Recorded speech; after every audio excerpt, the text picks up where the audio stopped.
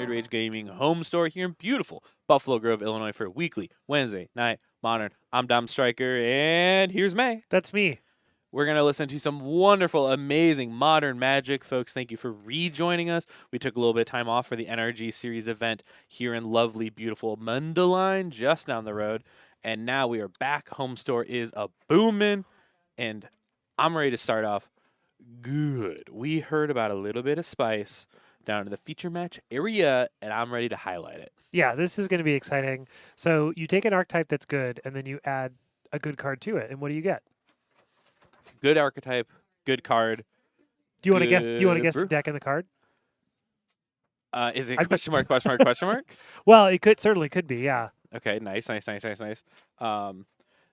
I guess it's probably Ketramos of some Yes. variety. We're going to have to find out for Connor. Connor on the right side is playing Orzhov Blink, I feel is always the appropriate name for this. Right. We'll find out along the way if it is or without, if it's Ketramos and Relic, or if it's Tutor Creatures Vial. Oh, right. And we have Alex Luke here on the left side. Big spoilies because you can see it here. We're playing Ruby Storm with Corey Steelcutter. And you can see here, Thoughtseize, turn 1, leaving behind cards like Ral Monsoon the Mage, Manamorphose, Pyretic Ritual, and instead taking this Corey Steelcutter to make sure that if a long game happens, that you don't just lose to all them monks. Yeah, you could just die to a bunch of monks. It's better than dying to a bunch of goblins, I guess. It's quicker. It's faster. Oh, well, look at that. Thoughtseize bug. Oh, really? Yeah, for sure. Awesome. And last week, because we were out of the booth, getting everything reset up, I played against Alex in round 3 of playing the locals, and he was playing the mono red Belcher, if you've been familiar with the new up and coming. And specifically had 2 kill conditions, a bunch of dragons or a bunch of goblins, but Thoughtseize bug revealed face up here now. Yep. Alex is smiling about that. Now here's the thing: do you take the cutter again, and then Alex draws a third cutter? Right. How far do you push the bug? How many cutters do you get to draw here? I was trying to peek at Connor's hand to kind of make that decision. Connor's hand is land, Ketramos, Emperor Bones. So like it's kind of empty on juice, right? It's pretty low on resource. You can start doing some stuff like 2 turns from now when you've got like Emperor and Ketramos, and you can get back this Flicker Wisp, but it's just like slow. And I'm taking Ral here. And importantly, off the Surveillant, Alex milled over a Ral. So he removed resource from himself, thinking he would still have it. Went into this turn, Connor has taken that away, and now Alex has to shift plans, right? He's going to be on the cutter plan until any reducer shows up again. Less Storm and more 2 spells a turn now. Yep, here comes Emperor. So next turn, setting up something pretty cool like Ketramos. We're eating the Ral. Okay. Oh, it's the checklist card and the flip Ral. So it looked like 2 cards are grabbed, but it's No. It's just Ral and checklist. Yeah. Perfect. This part I really like. So if you are playing against Storm and you can feel like you've interacted a couple of times, right? You're stymieing them, making your Emperor Bones into a 4/4 as soon as possible, and just beating them across the head a few turns in a row is a big part of how Orzhov can get through this. Right. So what do we go? Which ritual is that? So no, it was one of the Manamorphose impulse. and a Ren's Resolve. I see. So this is exactly the 2 spells that Alex needs to have this monk. But this is a 2/2 against Emperor Bones being a 2/2. So Alex now needs to decide, oh, right, I can just throw my free creature I got here at your 2/2, and are you really going to try and stop me? And the answer is no. Connor going down to 14. Yep. And then already played a land, so both those lands are just going to stay in exile until next turn. Where they will at least help Alex keep moving through the deck, play one of those out. And here's Ketramos, a little synergy with the Bones, right? Yep. And then we're going to go to combat and eat another something, draw a card. Yep. But lose a life, draw a card. Yeah. So kind of playing a little into Alex's plan. And Alex is pointing out the cards currently in exile from Ren's Resolve do count for Ketramos right now, but when they go away or are cast, they'll no longer do the Ketramos count. That's pretty funny. So currently 4 cards in exile for Ketramos, trying to work their way up to 7. Yep. Big Rumble only for 2 Yeah, because we're using mana for Ketramos. You're not going to block one of the monks with your Emperor Bones, so... Yeah, Connor made that decision last turn, right? So Alex knows that he's clear for takeoff now.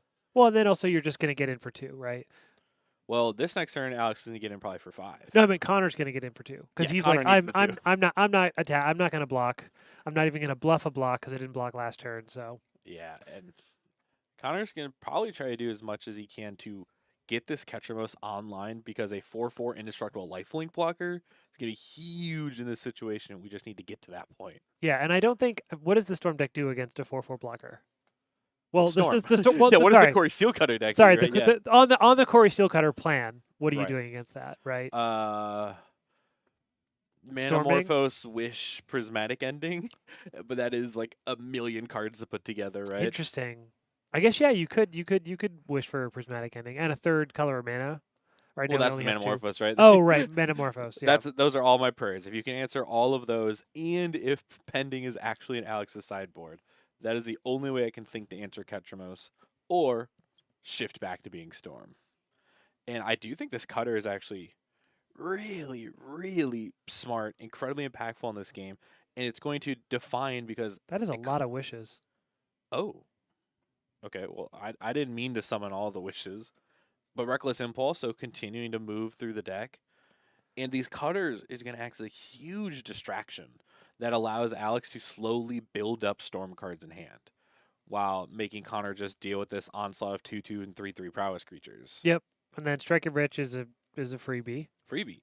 And Trigger Cutter, you now have a 3/3 monk and a equipped 1/1 as a 2/2, and that's 5 damage. With Connor at 13, already moving down to 8 through this combat phase. Oh, and look at that. He's even moving. You gotta move it. You gotta move it. You gotta move it. Habiba in the booth shaking her head. You gotta move it, okay? You gotta move it. Because the important part, too, is tracking each of them has individual prowess triggers, yada yada. And then also when you like literally actually move it, that part's really important. Right. Spending mana, moving it to something else. Because importantly, trample is a part of this equation too. So depending on just how much of a blocking force Connor can put together, Alex may still be trying to kind of battle over the top of it all. Right. And I can see another Thoughtseize in Connor's hand. So really building up on the hand attack, but also attacking his own life total. Not attacking there? With oh yeah, none from Alex. Cards in exile 1, 2, 3, 4 currently, it looks like. Oh, okay. Probably just like making sure that. Yep.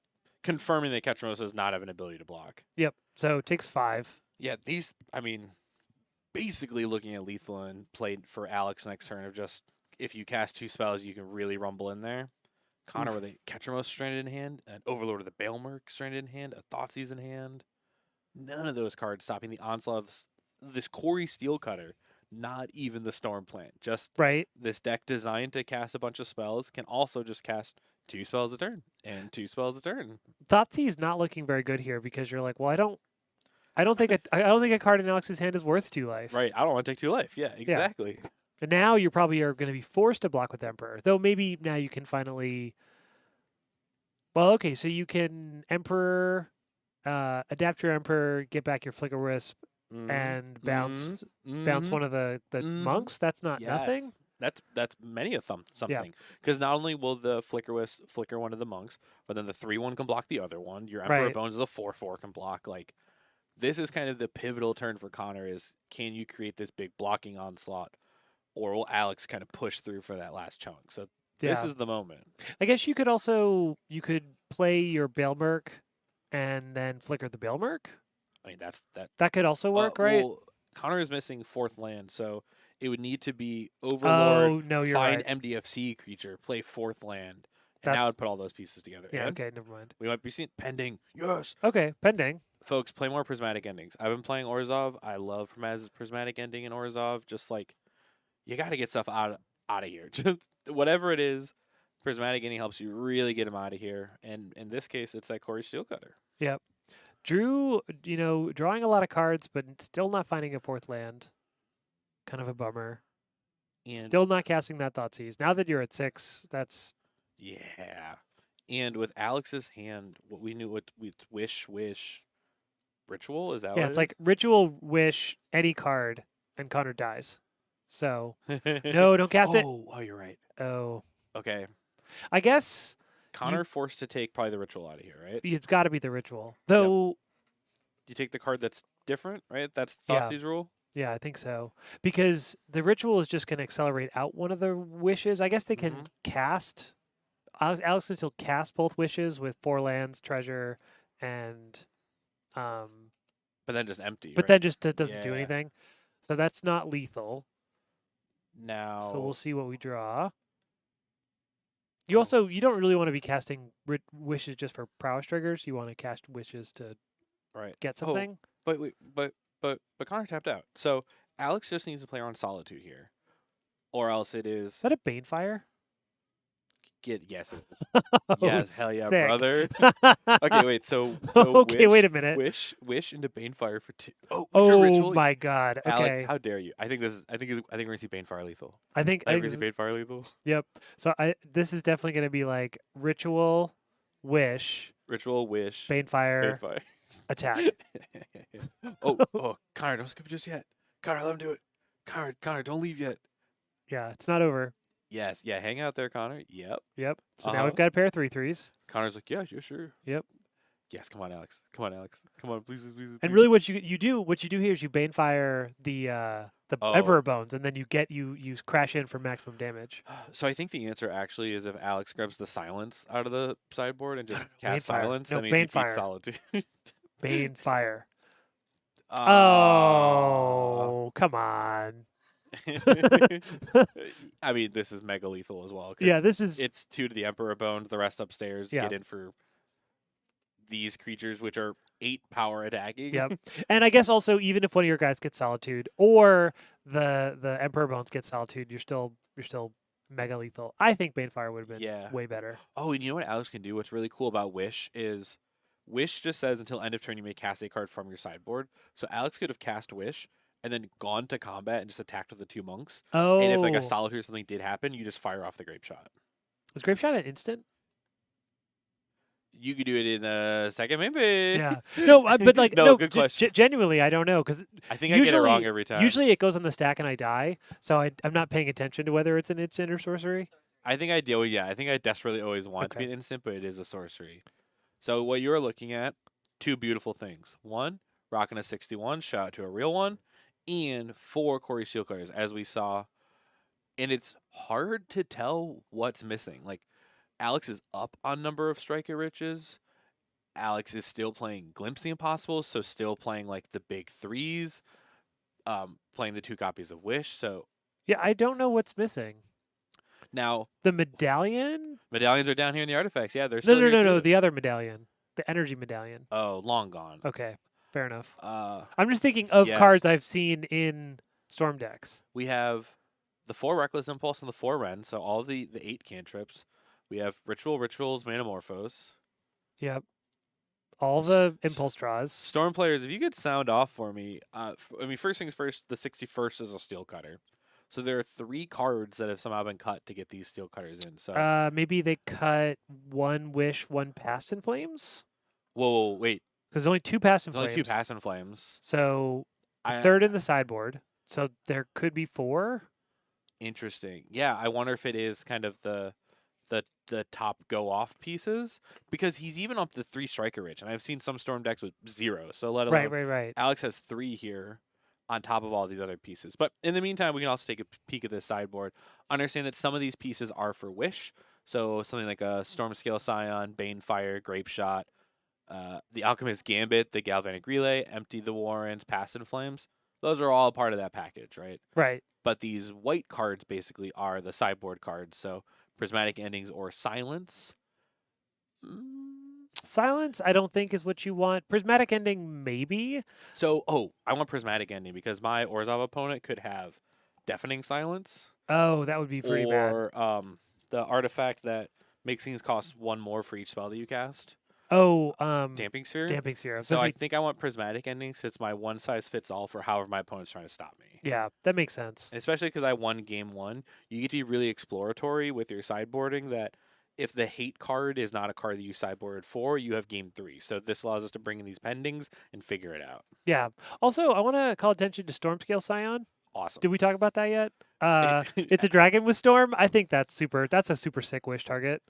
1 out of 10 was to get on the Storm scale. Yeah. 1 out of 10. A 6 out of 6, maybe? Yeah. Oof. Oof. And we're looking at Orzhov. Blink, this is very close to what our player is playing out there because we know. Whoa. Okay, hold up. Because we know.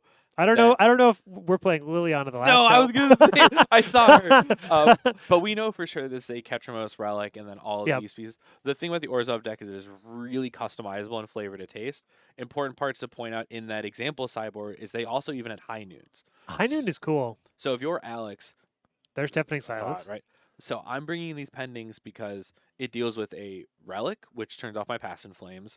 It deals with Damping Sphere. It deals with Deafening Silence. It deals with High Noon. So whatever way that Connor is trying to stop me, in Alex's seat, pendings can help take care of that. So I was about to ask if it's a plains or a swamp because I cannot tell based on the art. But there's a flooded strand in the graveyard, so now I know that it's plains. Yeah, obviously. What part about this was difficult to figure out for you? I don't understand. I don't understand. That is, I was working a prize wall recently, and that is what somebody called it. And I call it a little different than that. And then they said that they were like, "Oh wait, I'm embarrassed to say that in front of like the workers," and I was like, "No, it's fine." I call it what I call them is a little worse than that. So you're all good. Yeah, I mean they did say they said a somewhat harsher word, but the Brit. Yeah. With the British version. Okay, we're going to talk about this off air because I got things to learn. But there's a Plains into Relic. I know we have Alex Luke. Oh, and a Deafening Silence in hand. Oh, yeah, with the white border just standing out. Very easy to spot. Second best printing of Deafening Silence is that one. The best one is the illegible Secret Lair. Oh, the Secret Lair that just is like the Phyrexian, like fully. Yeah.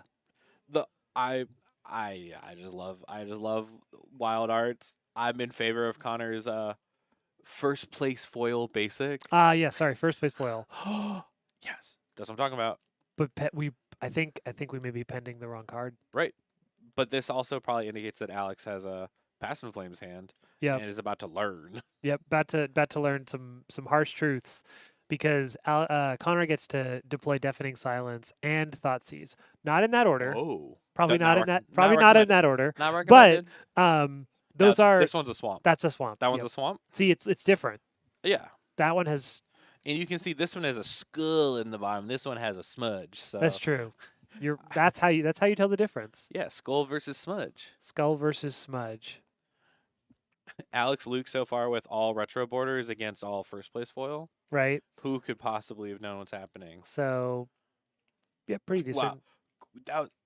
Okay, that was a selection of Wish. Yep. Quick select. Yeah, because it's like you're not gonna go get another answer from your sideboard. Right. That's I'm how gonna play Deafening Silence, and Alex is gonna say, but Deafening Silence also beats Wish because you can't cast the spell you find. Well, but you. Oh, right, because it's not put in your hand. It's not a Wish. Never it doesn't mind. put in the hand. It says you may cast for the turn. That's what it is. Okay. So we're gonna the cool and bad part about it. So one spell. Okay, Deafening Silence also pretty good against Corey. Pretty good against Corey Steelcutter, I would say. Now, Deafening says one non-creature spell per turn. I think it's just one spell, right? No, because that's why High Noon is so important, because it costs one more, but it locks everything. Oh, okay. Because I believe Alex can still, if he can piece it together, have like a Ral plus spell turn to try to trigger Corey. Oh, that makes sense. So put Corey in play. Yeah, because if Deafening was all spells, then High Noon wouldn't need to be played, right? Because that makes you wouldn't sense. need its clausing. The 5 damage is not anything to anyone. I don't think. Format. I don't think. Yeah, and I don't think the Orzhov deck is even playing any red spells. I have seen like the or one red Sacred mana. Foundry to power up your pendings and maybe crack your High Noon, but we don't need to get too fancy.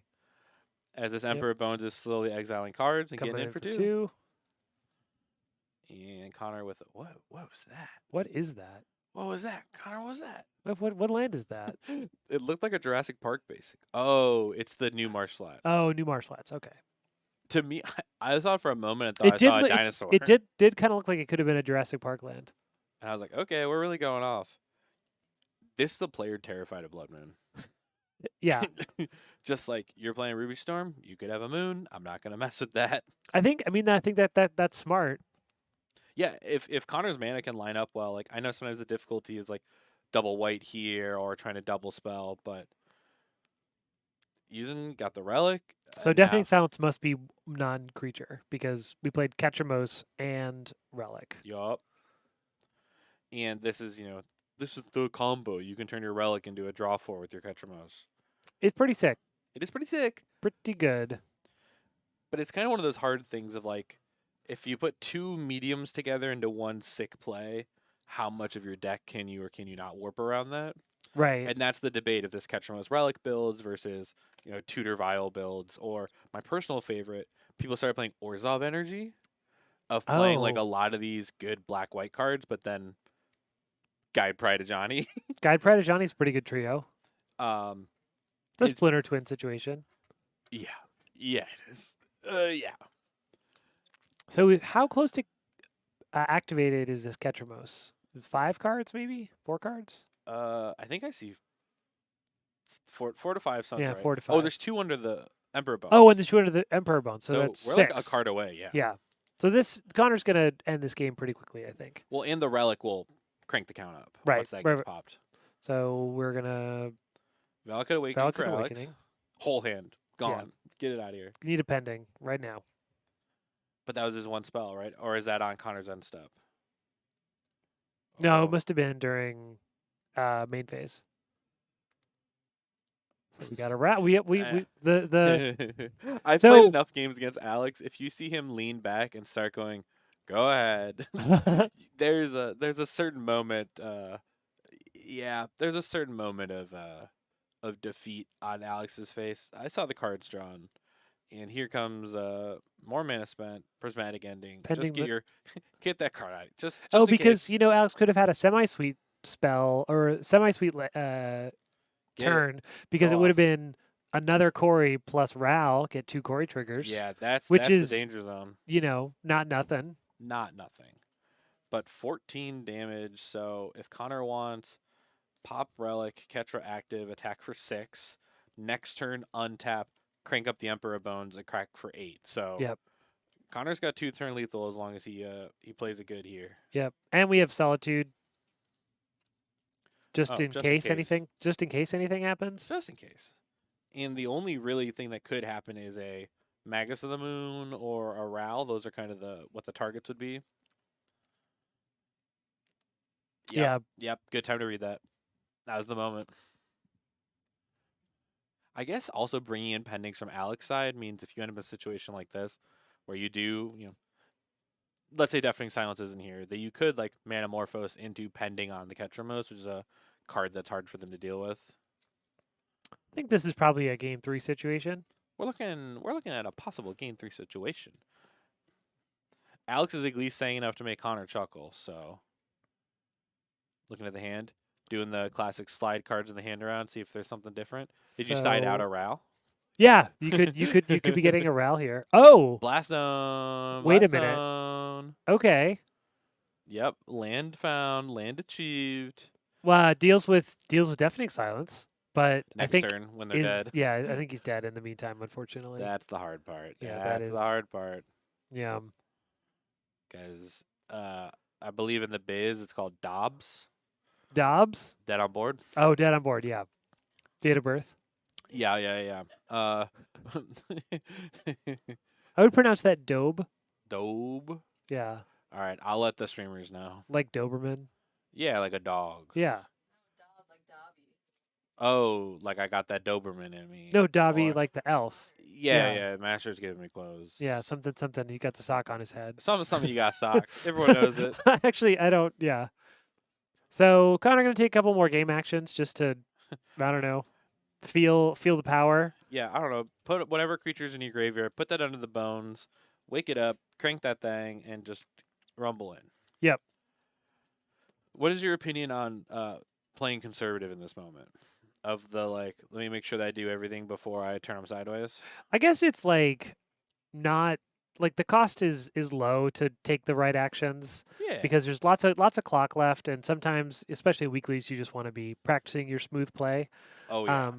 I always say Because that you never want to be in this situation where you're like way ahead on board and you can't possibly lose except to some crazy card that you're not even thinking about. Yep. But instead of round 1 of your weekly, it's a win in at the Yep. next energy. Understood. So I think the practice is good. Like Yes. being a little bit conservative is fine in this situation. I say to any of my friends that are tournament grinding, Haviva's heard this before, other people, that playing at locals is like dexterity first. Like one of the main purposes of this is learning how your deck works, how to literally physically play the cardboard, right? Yeah. So I'm a part of that understanding, right? Of like taking that time, taking those moments to make sure that you're doing everything the right way. Because especially if like people play a lot online, they're like, "Oh, I played this deck 100 times on Arena." I'm like, you need to play 10 times Yeah. in person before you go to the RC, right? Just like you need to physically understand how it feels to play your deck. Yep. Exactly. And I mean, local's also a good place to develop your heuristics. Yes. Which, if you're me, it's all you got. I'm not interested in the meta. I don't want to. I don't want to learn another deck. Nah. I know what I do, and I'm just gonna do it. I need to understand when to cast Force of Negation against Ruby Storm. Yeah, That yeah, part's yeah. really important.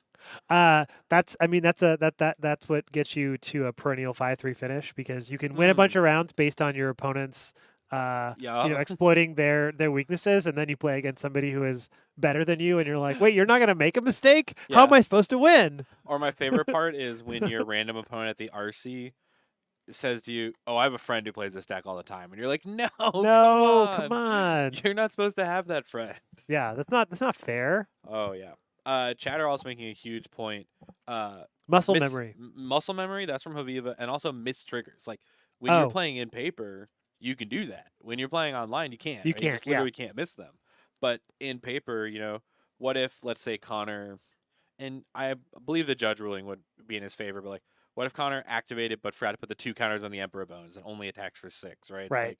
Like there's all these little things. You just want to make sure that when you do it, you're doing it all correctly. So that, like you said, when there are actual stakes in the line, it's not the first time you're doing it. Right, exactly. That's my big point is if your plan is to, try to go to a big event, RCQs, RC, energies, whatever they can be, you do not want them to be the first time you're doing something. The amount of times that, and I don't practice what I preach, that I've come to like a RCQ here at Energy and I built the deck like the night before and I'm super excited to play it. And I'm learning through round 1 of the RCQ how to play my deck and I'm apologizing. That's never a good look. I've done that a few times. Oh, I mean, yeah, we do this all the time, but like, it's not what you're supposed to do. No. So we have Connor here with Thoughtseize looking to take apart this hand from Storm. Classic heuristic, right? Take the reducer. So that's the Ral Monsoon mage. Get that out of here. So what do we got? We got Striker Rich, Prismatic Ending, Reckless Impulse. And 2 lands. Not a ton of action, but not like no action. Also, just in the vein of what we were saying earlier, if I play against you in RCQ this weekend and I'm playing Amulet Titan, understand that I have not had reps in months, and please don't be mad at me. Be like, you just put your Titan in play, and you're like, I'm pretty sure I dead, win. Right? You're dead? Right? I read the Bible. It says you're dead. And your opponent says, do it, and I go, I don't know how. I don't know how. I have not done that before. I didn't think I would get this far. Right. As we have Alex using that impulse, revealing another impulse and a mountain, so storing those away for next turn. Yeah, it's not a bad flip. Flip your land, flip another impulse.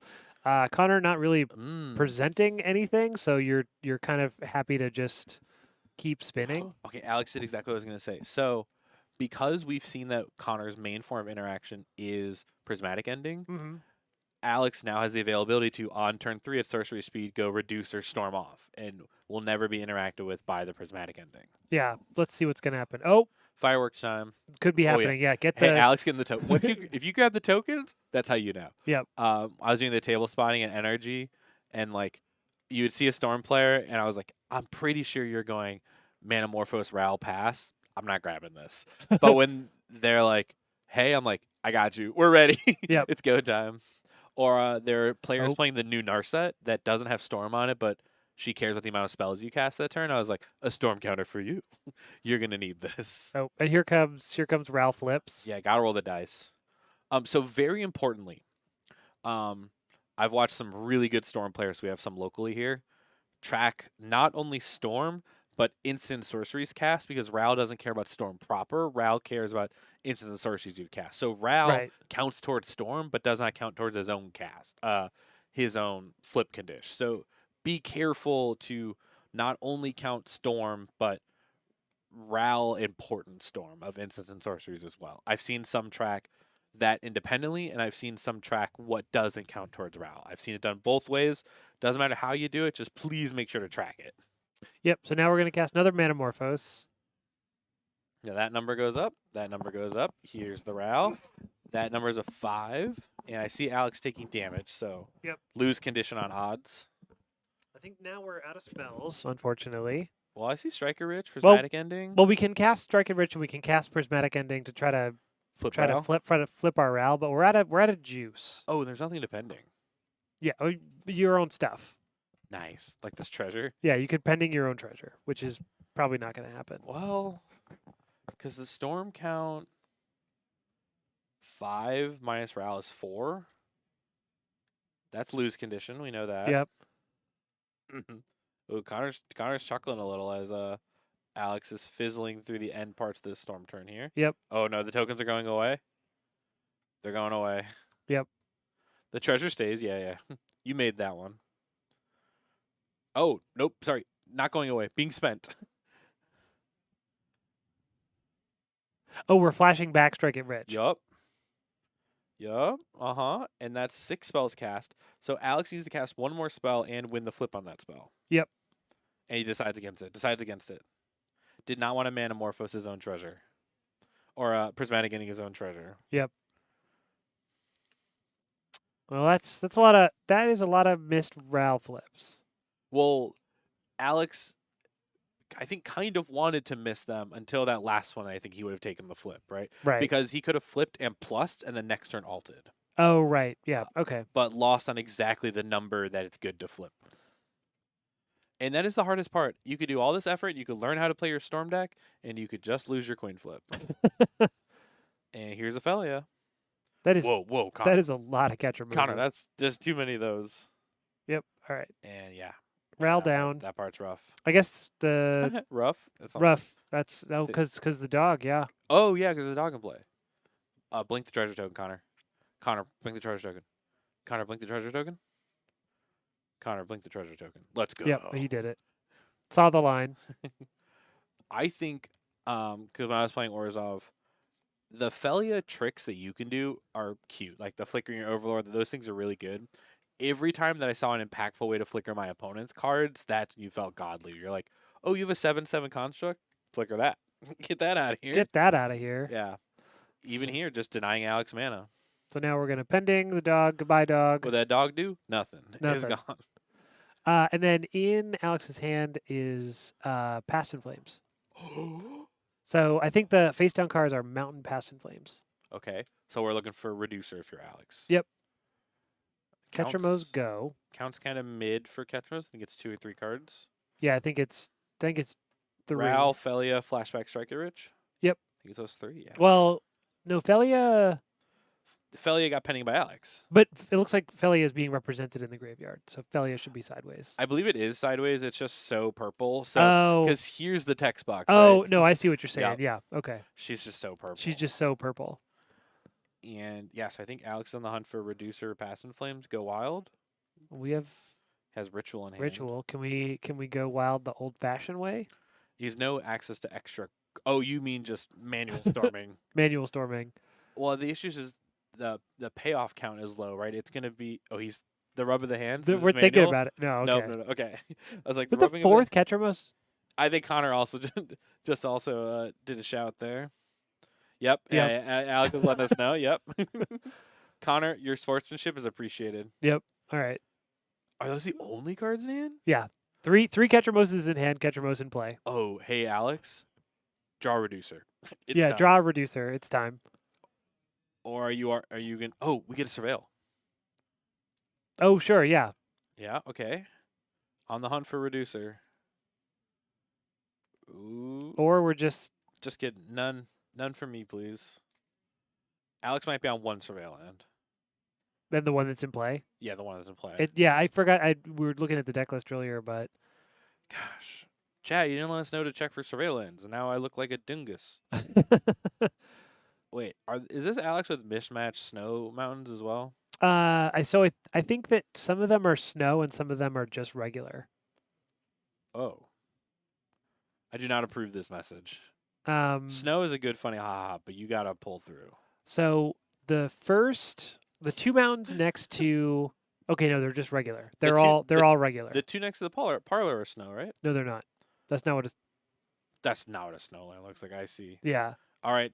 Alex is going for it. Has decided this is the time. All right, we're gonna try again, or at least we're casting. Manual mode. Oh, the draw off Manamorphose? Was Ruby Medallion? No, no, no. It Oh, is Ruby Medallion. Hey, here we go.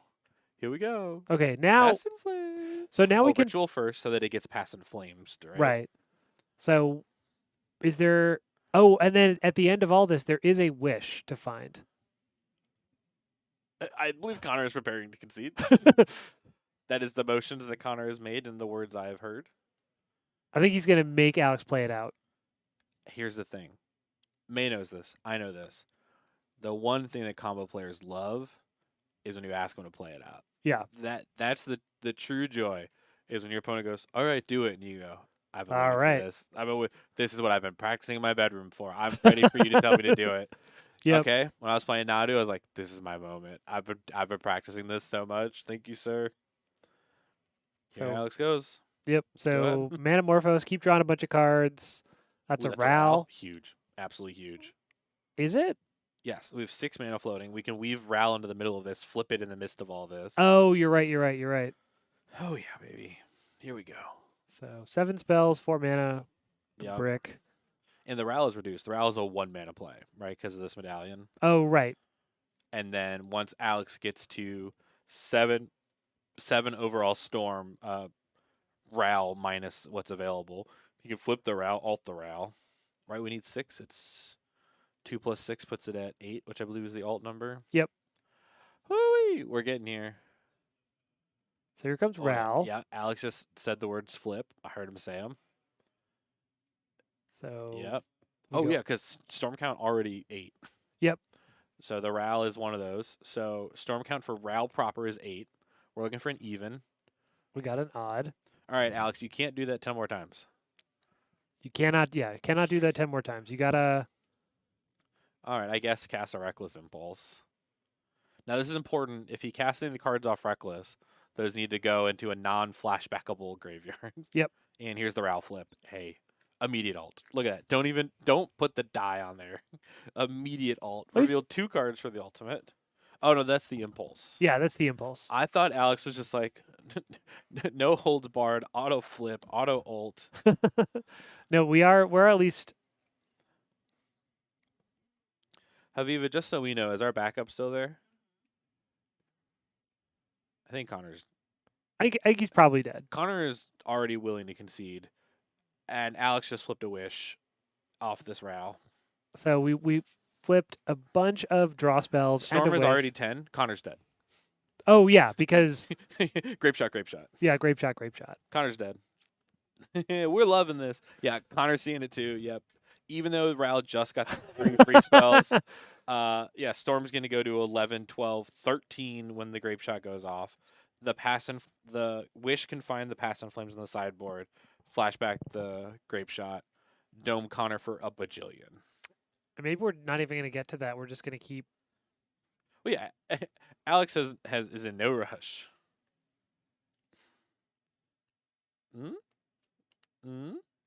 Ooh, a little debate here in the end ski. Connor, you're looking at your hand like they're going to change, but I think it's supposed to be. I think the storm count is 10. Yeah. Oh, 11. And now 11 for this spell being cast. Oh, I think he took the die down instead of up. Aw. Okay, pending doesn't So matter. many medallions. Put those out there. Find the Banefire. Come on, Alex. There we go. Hey, come on. Hey, come on. Hey, come on. Banefire. Come on. So we're gonna flashback Reckless Impulse from the graveyard. Oh boy. 12 spells. Yep, that's 12. Yep. How do you feel about cast these spells? Now the ritual. I think we did need like another ritual somewhere in here. Well, what Alex can do is cast new Ral, alt new Ral. So there's no rules anymore. Yeah, there's no rules. Just right. This is 14. Oh, okay. So that's infinite mana now. Yeah. 15 storm, 16 storm, 17 storm, 18 storm. The grape shot's just chilling somewhere. Where did it go? Wasn't the grape shot exiled over here? No, the grape shot is still in the grave. The grape shot has not appeared this game yet because it's only in the sideboard. Oh, yeah. Okay. So now we're gonna wish.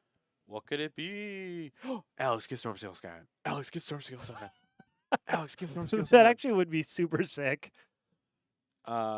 It's a No, grape grape shot. shot. Yeah. But Alex did attempt to kill me last week with Mono Red Belcher, where he had Bitter Reunion and Stormscale Scion, so he would make 1,000,000 dragons and crack them for haste.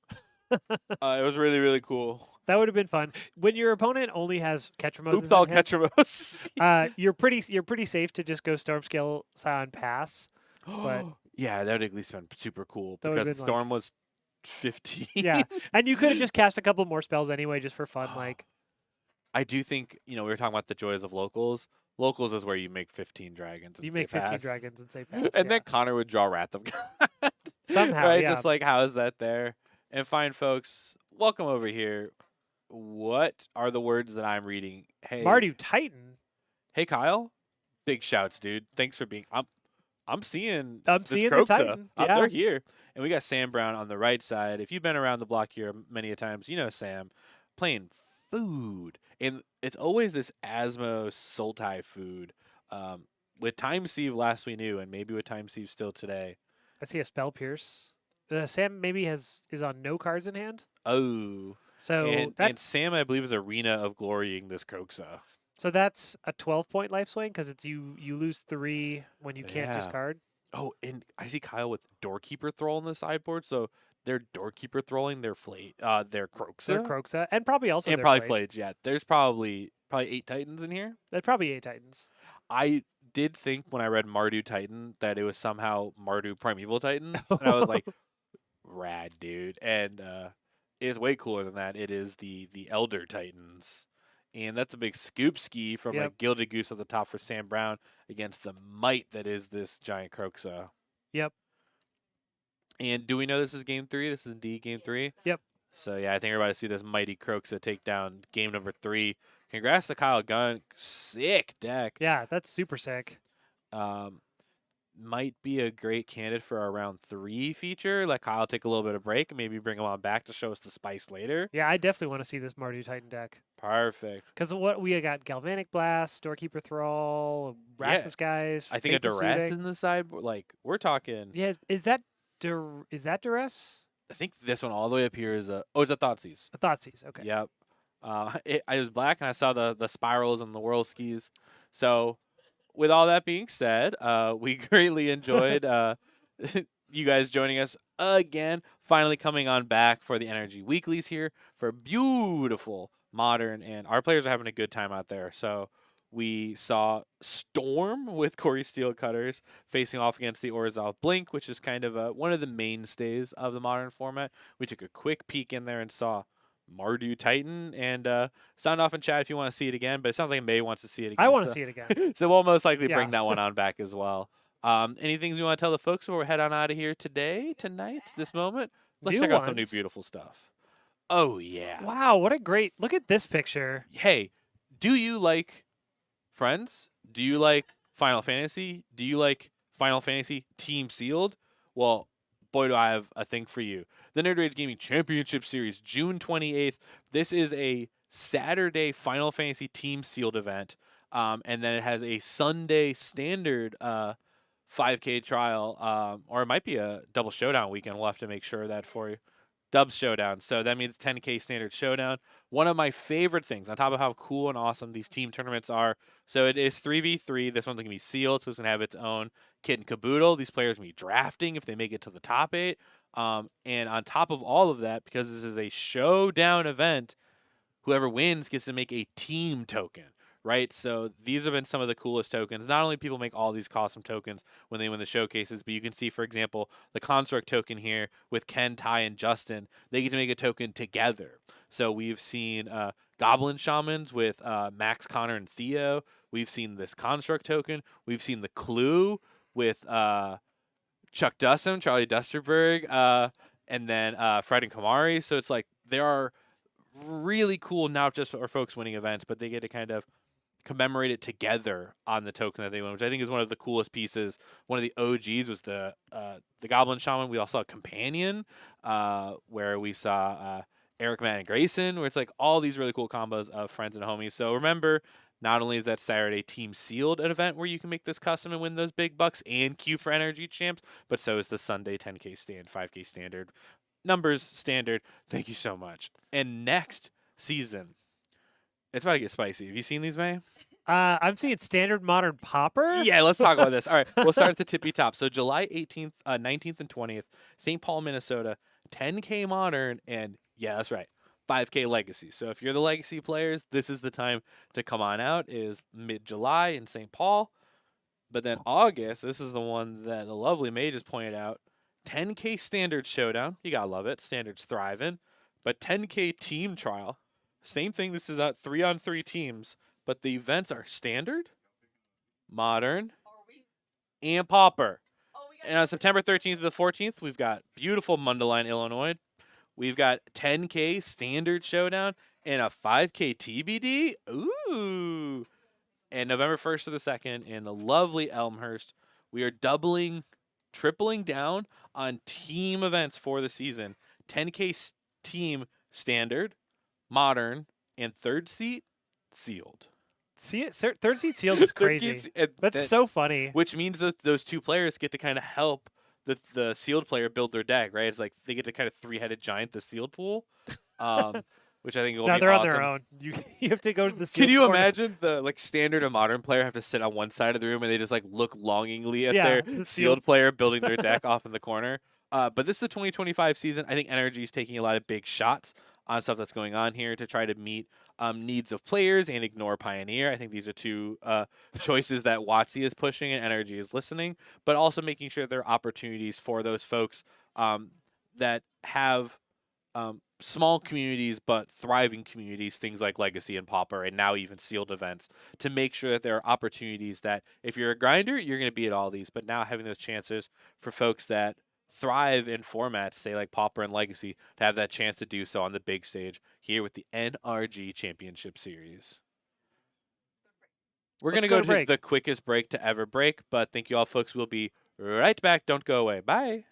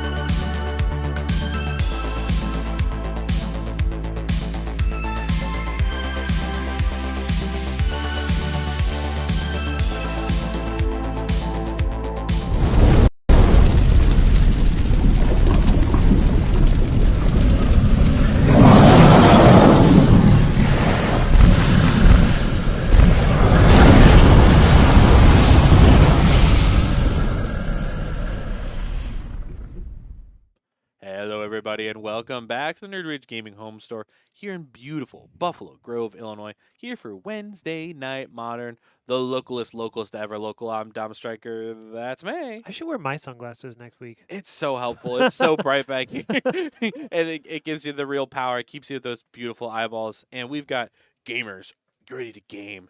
We have David battling it out on the right side. David, tried and true. Haviv and I have said this so many times. The nicest guy with the meanest deck. And we have Darren on the left side with Jeskai Ascendancy.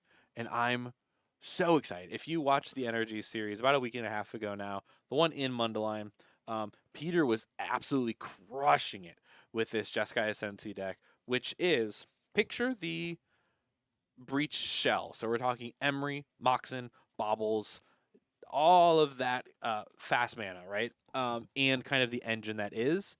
Pair that with Corey Steelcutter, and then pair that with Narset, Jeskai Waymaster, and Jeskai Ascendancy. So these two kind of different 3-color Jeskai payoffs. And the two of them together or on their own allowed Darren to absolutely like peel through the deck, literally playing cards like Repeal. We'll see exactly Darren's list, but doing as much as possible to just churn through the deck and just move cards from zone to zone to zone over and over and over. That's crazy. I was just like thinking about like, man, what if Breach and Corey Steelcutter were legal at the same time? They kind of. I mean, they sort of are, this but is like, the closest. could you imagine like if they for real were? It's awful. like, oh, I fizzled, but I have 6 monks in play. Oh, and David with a Ragavan, but the 0-3 power that is Tamiyo. Looks like we had Mardu energy. Yeah, I knew David was going to do this to us. He's like, I'm playing Boros, but I do have Omnixilus. Oh, that's right. Yeah, he loves Omnixilus. And here's Static Prison to take the Tamiyo off the board. I think David is going to get a little bit of trial by fire here, learning what's important out of the Jeskai Ascendancy opponent as Darren slowly moves through the turns. David's going to probably want that Static Prison back, but only time will tell. He's got a Chain to the Rocks. And 3 Ocelot Prides in hand. 3. That's a lot of Ocelot Prides. 3. David, this might happen fast, okay? This could the be... real Splurgeman situation is just resolving 2 Ocelot Prides. Yeah. Oh my goodness. And Darren, a little slow through these first few moments, first few turns. 2 mana. Corey Steelcutter. Oh, you can't possibly do something. Oh. No, shucks, he did something. I saw Darren's hand. It was like Mox Bobble. It was just like, pick your weapon. How do you want to trigger this?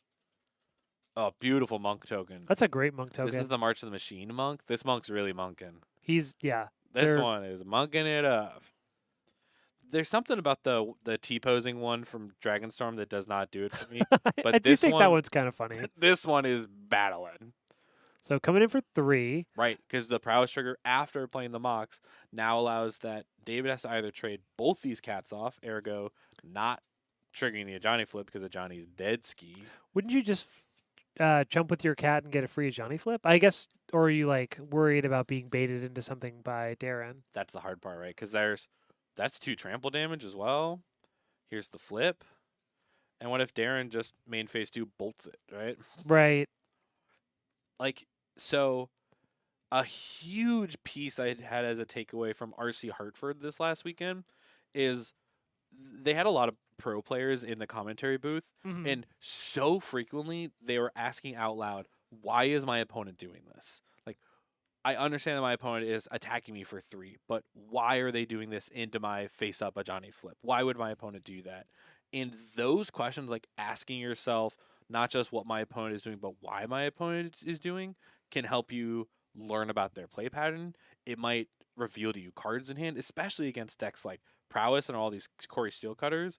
It can really show to you, like, maybe they have a trick. Maybe they're trying to do something to trample. Maybe they want to bait you into something. Oh, Portable Hole. That's a pretty sick flip. For David, he's 8. But to put the cutter in the hole. Yeah, I think the cutter's going in the hole. Though, I wonder also... Yeah, we're definitely... So, Portable Hole. Yeah. Yeah. Let me move the monk over, and then I'll put the cutter in there. Oh, did we not tick our energy down for that static prison? You're correct. Do you want to go put that on the stack for them? Yeah, just judge ruling, put on the stack right now.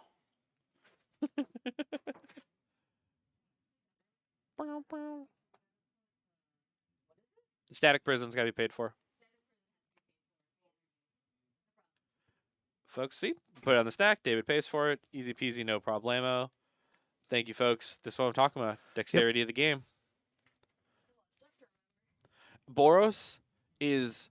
So, anytime you get mad at a Boros player because they go into the tank, there are a million micro decisions that happen in this deck that it just seems like it is a throw creatures at the wall, and then you learn that every turn is so many micro decisions of like, just attack with this, just gain a little bit of life, activate a Johnny, do it second main, play my bombardment. Like, there are so many points of decision that add up in this deck. Did David also not activate a Johnny?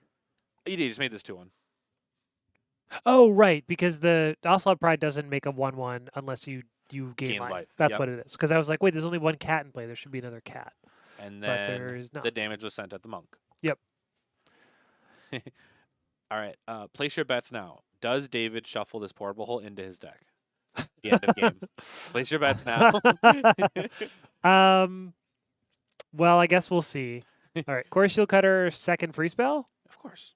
Of course. This would have been a pretty sick turn if the cutter was still there? If there was another cutter still in play.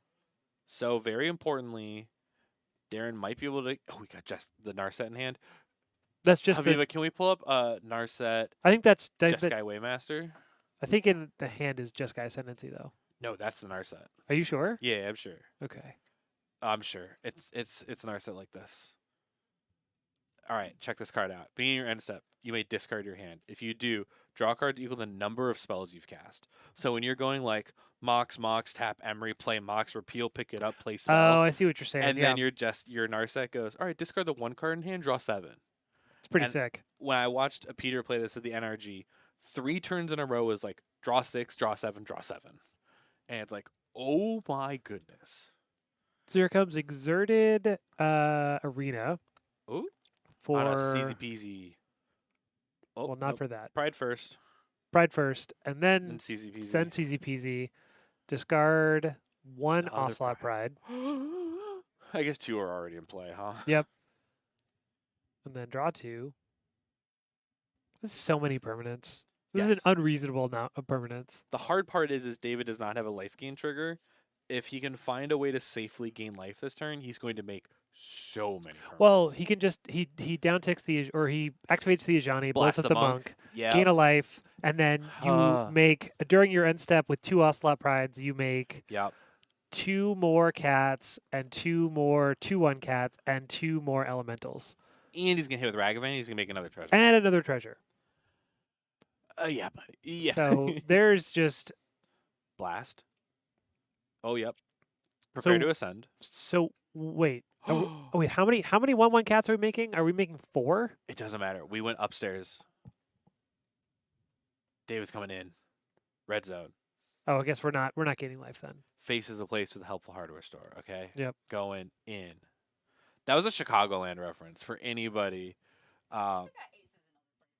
Hey, people, you could sign off. If you got Ace Hardware, I'd love to know, because that's a good bit. And also, Faces the Places, I've heard something in Hearthstone. Yes. But the best part is we also get to have a little bit extra. I see. That's just for the Midwest, I think. That's just the Midwest. That's just for us. The Midwest needs more things. So... Yeah, dead ski. Yeah, dead ski. Because the Ocelot Pride is going to come in, and you're going to gain life, and at least the other Ocelot... The second one will trigger no matter what. The joy is having them both, and then you get your exponential trigger of...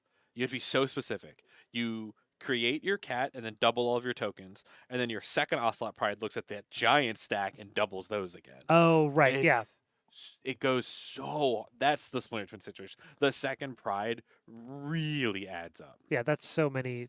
That's... Oh, my God. Okay, so David is going to end that turn victorious, but in case there was, I don't know, Wrath of Skies, or they were drawing toward Wrath of Skies. I think Wrath of Skies is in Darren's sideboard. I think that's... I don't think Darren wants that. All of his Moxen would go away. And speaking of Moxen, Oh, I'm thinking of Mardu Titan yeah, from last round. David, let's check this sideboard. Magus the Moon, Celestial Purge, Wrath of the Skies, Wear Tear, 4 4 Deafening Deafening Silence, Silence. 2 Stony Silence, 2 Blood Moon. Wow, this sideboard is actually like you could board in a lot All of 15? hate. All 15? Well, All 15?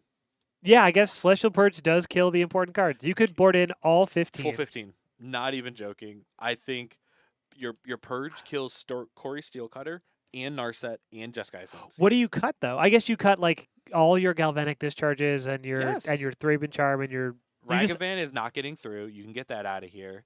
4 Static Prison is a crime. Get 2 of those out of here at minimum.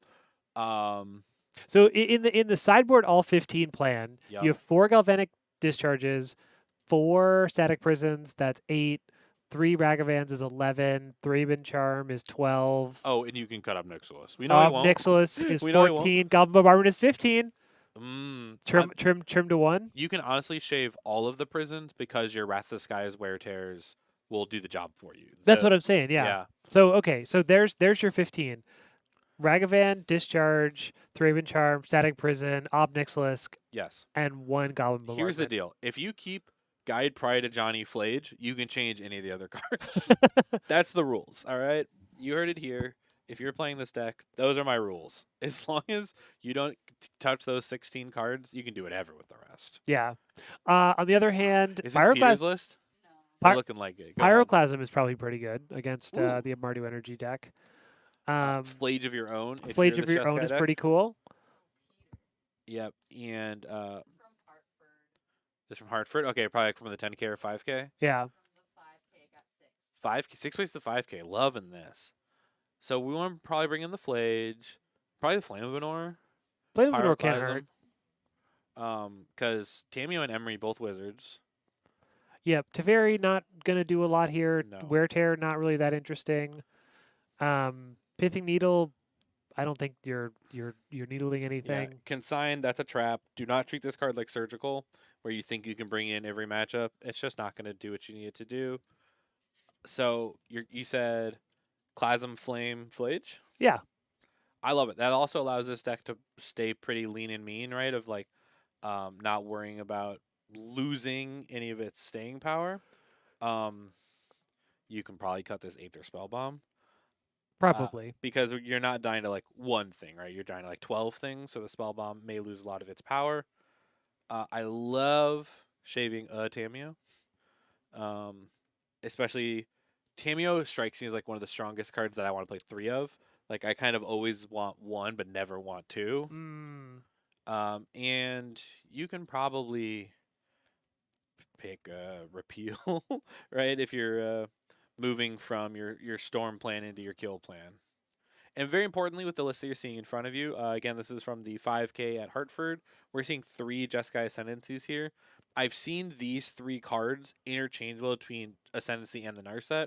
I've seen like 1-2 splits either way, and I've seen 3-0 splits. So no, that's kind of what that slot is dominated by. We know our player out there has some Narsets. Yeah. When there's Clasm. Yeah, that's a good card to keep in your opening hand. That's a good place for it. Left the Spellbomb in. Yeah. And I do think one of the hardest parts when you play a deck, if it has like mulliganing. Mulliganing. I was like, why are we drawing? I didn't notice. Is Darren must be playing Urza Saga, right? Because they have There's all sagas, the one-of targets. Yeah. I have found when you play a Saga deck, sometimes if you don't have a sideboard guide drawn up for yourself, you'll forget about the bullets, right? Like, you'll be sideboarding, and you'll move right past them because they're just like one card one time, or like maybe it's in the back 10 and you don't even get that far when you're sideboarding. Oh, I can see that, yeah. I have found sometimes you just leave in bullets that you forgot were in your deck because you just don't see them when sideboarding. So, 1, not saying it's wrong. 2, saying that could be the case. And 3, the Spellbomb will probably come up anyways and be just fine. Exactly. You can bounce into Johnny in response with Flip. That'll help. That's no lands, so we're going to 5. Now, I will say, Darren's deck is one that if it just like throws all of its cards on the table and resolves a Narset trigger, you can draw start them all all up. over. Yeah, exactly. I see David's hand is a bunch of lands and Deafening Silence. A bunch? Oh, okay, great. Yep, that makes sense. So David figured out what was going on. Yeah. So a couple of cards I couldn't get quite a good handle on, but I know there's at least 2 lands, one of which is Godless Shrine and Deafening Silence. So pretty good place to start. We got and Emery. Oh, David's on the draw, and you're Yeah. mulligan to 5. So incentivized to get the Deafening Silence out, but not in the way where you're incentivized where you're on the play and you slam it turn 1. Right. Your opponent's handful of Moxing gets turned off. So depending on how Darren feels, any of his zeros might get shot out right now. But they didn't. Didn't have any zeros, yeah. But they didn't. So Shocking, Sacred Foundry, Deafening Silence. Why would you do that, David? Oh. As I determined before, this is the 3rd best art for Deafening Silence. Yep. It's not whiteboarded or illegible. Or this card's very important. You're seeing this in many a white sideboard. So I've seen in the Boros Energies and in the Orzhov decks. This is just really big for your fair deck to have this huge card to stop the unfair stuff. So we're talking Storm. We're talking Jeskai Ascendancy. I was going to say Titan, but I could be wrong or correct. I don't know how much you need to cast. Again, I told you I don't know how to do the combo. I will be learning on the fly. As Darren, second land out here. Again, it's going to be very hard to play through the silence. Won't be able to trigger Corey. Won't be able to play out the zeros. A lot of struggles early on. Interesting, though, Darren does have Repeal. Repeal is permanent, right? Or non-land permanent. Oh. So you can sort of like deploy a partial board, like put a Corey in play and be like, oh, nothing really happening here. And then during David's end step, repeal it and then sort of pop off a little bit. I'm loving that. So that's something that we could see happening. And in fact, it's happening. There's a Corey right now. And repeal, instant speed, non-land permanent mana value X. Yep. So it costs 2 mana from Darren, but he gets to draw a card from doing it. Yeah, that's pretty reasonable. And David's not going to fight back, right? It's like if you try to deal with the Deafening Silence, you're not going to get counterspell or something out of Boros Energy. Like it's just going to get bounced. Yep. So here we go. Guide Pride. Guide Pride. Baby. Yep. Darren, you saw that check there. Read the Deafening Silence as the second creature entering the stack. Yep. Remember, very importantly, you can cast as many creatures as you want, which is why it's huge for Boros Energy, Orzhov, Blink to like still play out most of their main game plan, even though this silence piece is in play. Oh, Portable Hole. That's a pretty good answer. Oh, the pee hole. Okay. And then it's got to be. There's got to be a better name than that. For what? Emery has triggered. We've made a monk. Shout out to that beautiful signed Mox Amber going by there, and Steve Belladin, if I'm not mistaken. And then land, Saga, Bobble. Jeez Louise. Portal Hole is a good answer here. A portable hole. That's not. And Dan looks like David maybe missed a cat trigger. Oh, you're right. Because would have gained a life on when Pride came into play. All right. Got the energy, but not the life. Yes. Can I talk to you about unintuitive triggers? Oh, actually, happened at end step. Yeah, got the life. So got the life, got the energy. Missed the cat. Missed the full Pride trigger. That's so many triggers to remember.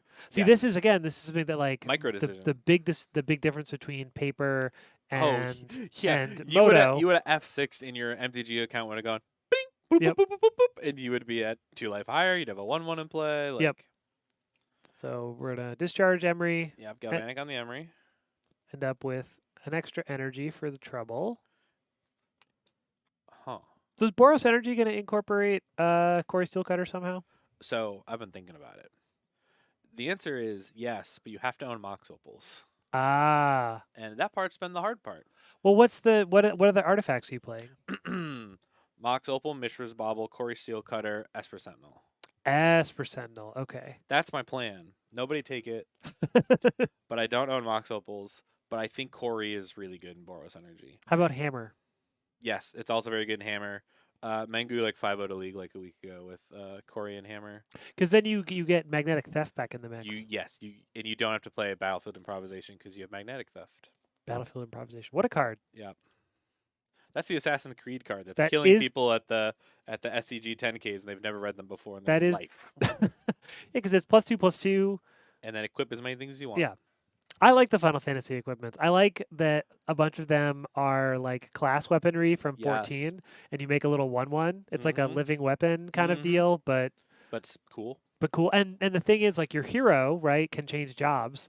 So I've heard. you can change jobs on the fly. In Final Fantasy 14, you can just hot swap in between your Yeah, I heard you can weapons. change clothes like mid-fight and change everything. Well, you can't change mid fight. Oh, the one of them I think you can change mid-fight. I heard. Interesting. You gotta go to your Yeah. house. I don't go to my house. In 14, you can swap whenever you're not in combat. Oh, I see. Here's a stony silence. Oh, you thought your prismatic ending and your portable holes and you thought you dealt with one hate piece, so you got another one. This is David's not messing around with this maybe anymore. David did board in 15 cards. He still had a galvanic, so uh, I'll be excited to learn how many truly came in. Maybe he didn't bring like the moons. Right. But my opponent's playing 3-color Urza Saga deck.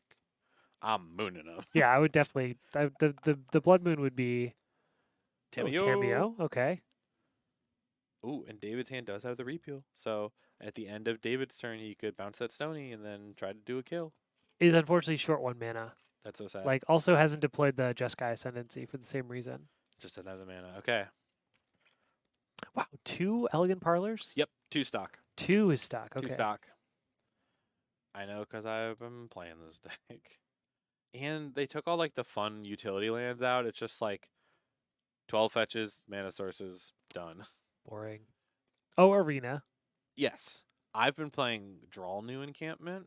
What does Draw New Encampment do? It's the rare land from Trickster Dragonstorm that gives your board a blanket mobilize to. Oh, okay. Because I have found games where you flood out, you don't have any flood insurance, and sometimes it's hard to find red permanents for a Johnny. That makes sense. So Voice of Victory. This is a part of that equation. Oh, okay. So that turns off the repeal plan. It does. And this is, if David finds an Ajani, this is access to red permanents in the form of the warrior tokens. Rumbling in for 1. But triggering the pride. Jump it. Yep, jump it. So now rumbling in for 3 for Yep. Strike Lifelink Flying. And you do not block with your Tamio. Yeah, important part about playing that voice out.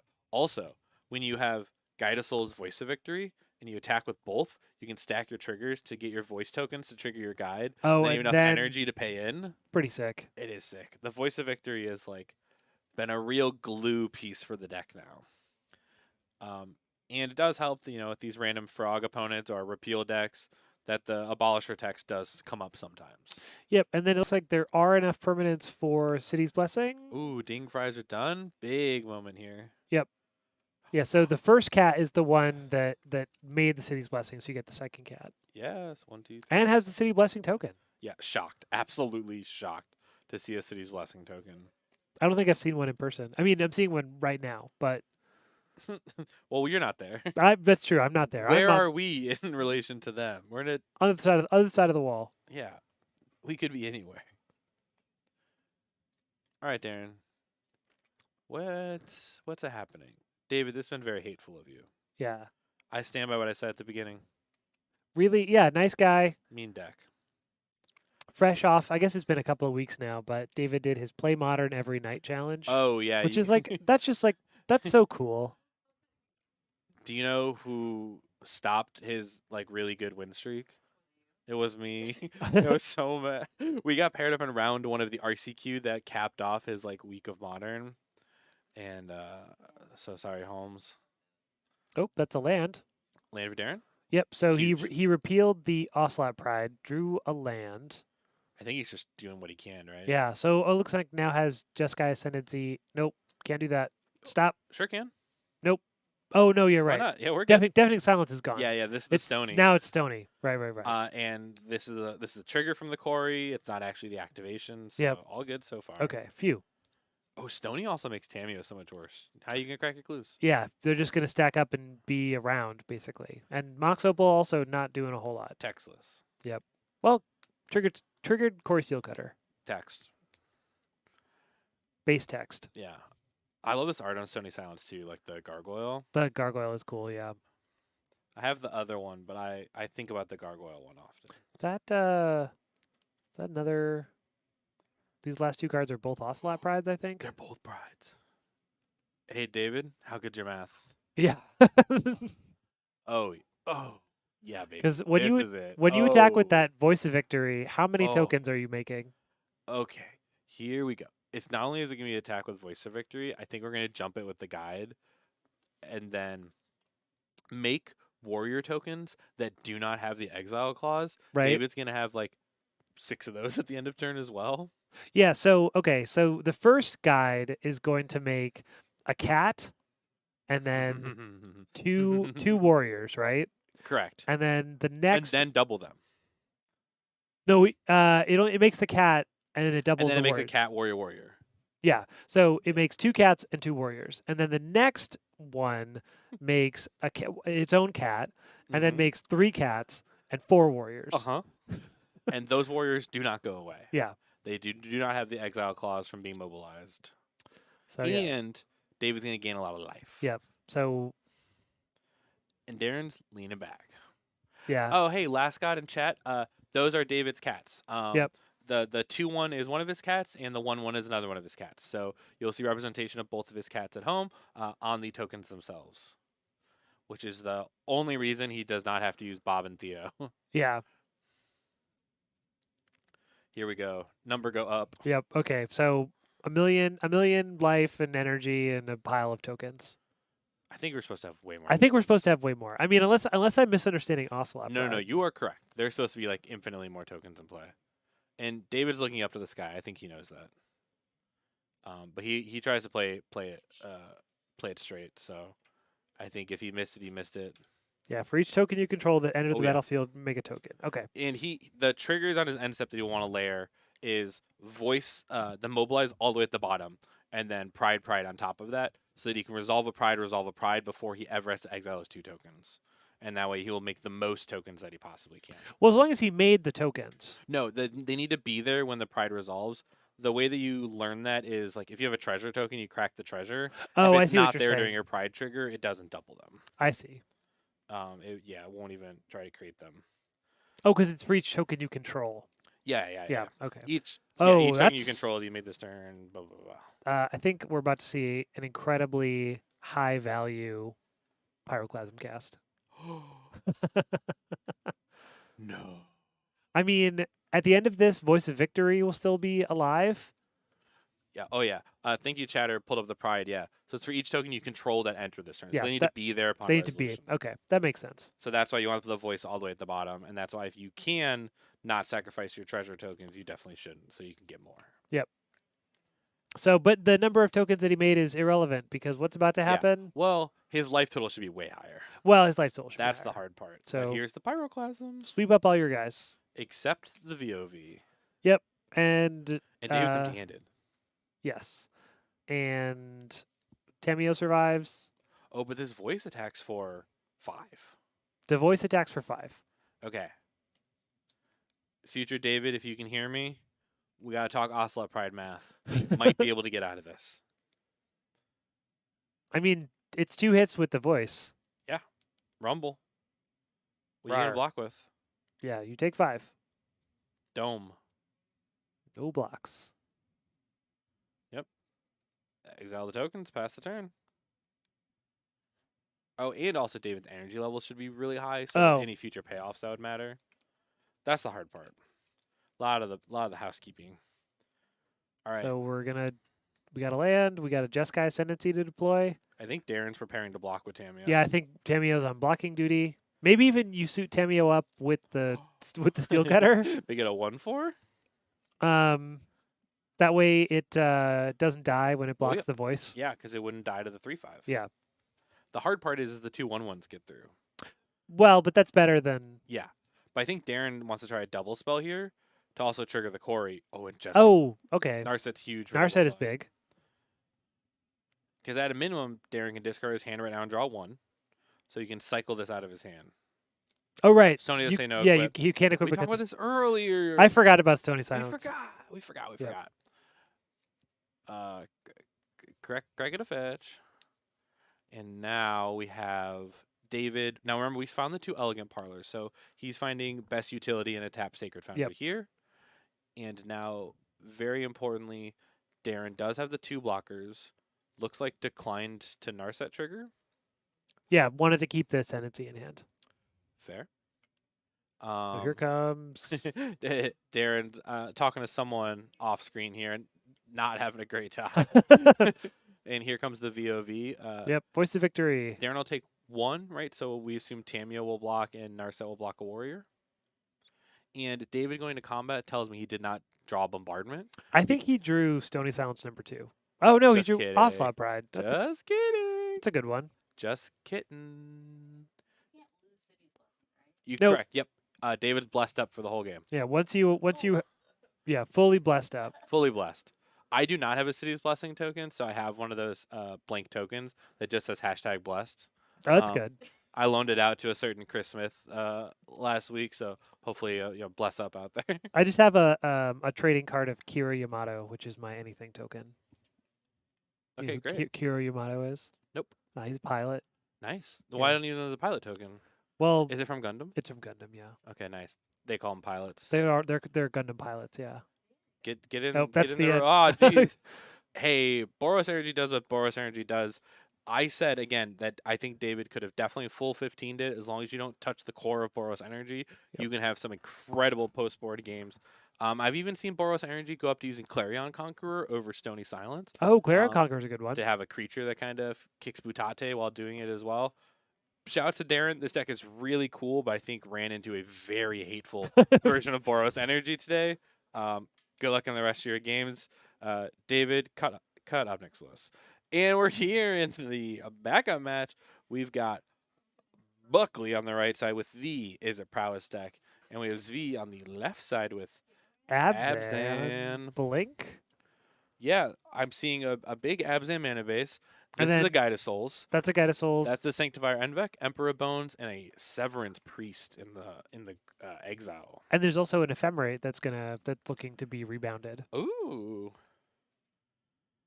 And it looks like Buckley with maybe a single card in hand, so the prowess is not prowessing. Yeah, we have 2 spirits. No, that is a 2/2 spirit. When the Severance Priest has the Thought Knot Seer text, but it Thought Seizes instead. I see. So this is the 2/2 that Buckley got when I left play. Got it. So probably took a Steel Cutter if I had to guess the 2-drop. That makes sense. So we're gonna cast it on. What was that? That's an Ewit. Oh, sick. Ewit Ephemerate? Oh, baby. Boy. Now, his V is playing Abzan, which means is not playing Ewit Ephemerate. Wait. Sorry, Abzan can do this. Ewit Ephemerate Orm's Chant. That's the lock. Oh, my God. And in Abzan, those are all cards available to V. So I don't know if we are locking them down, but I hope we are.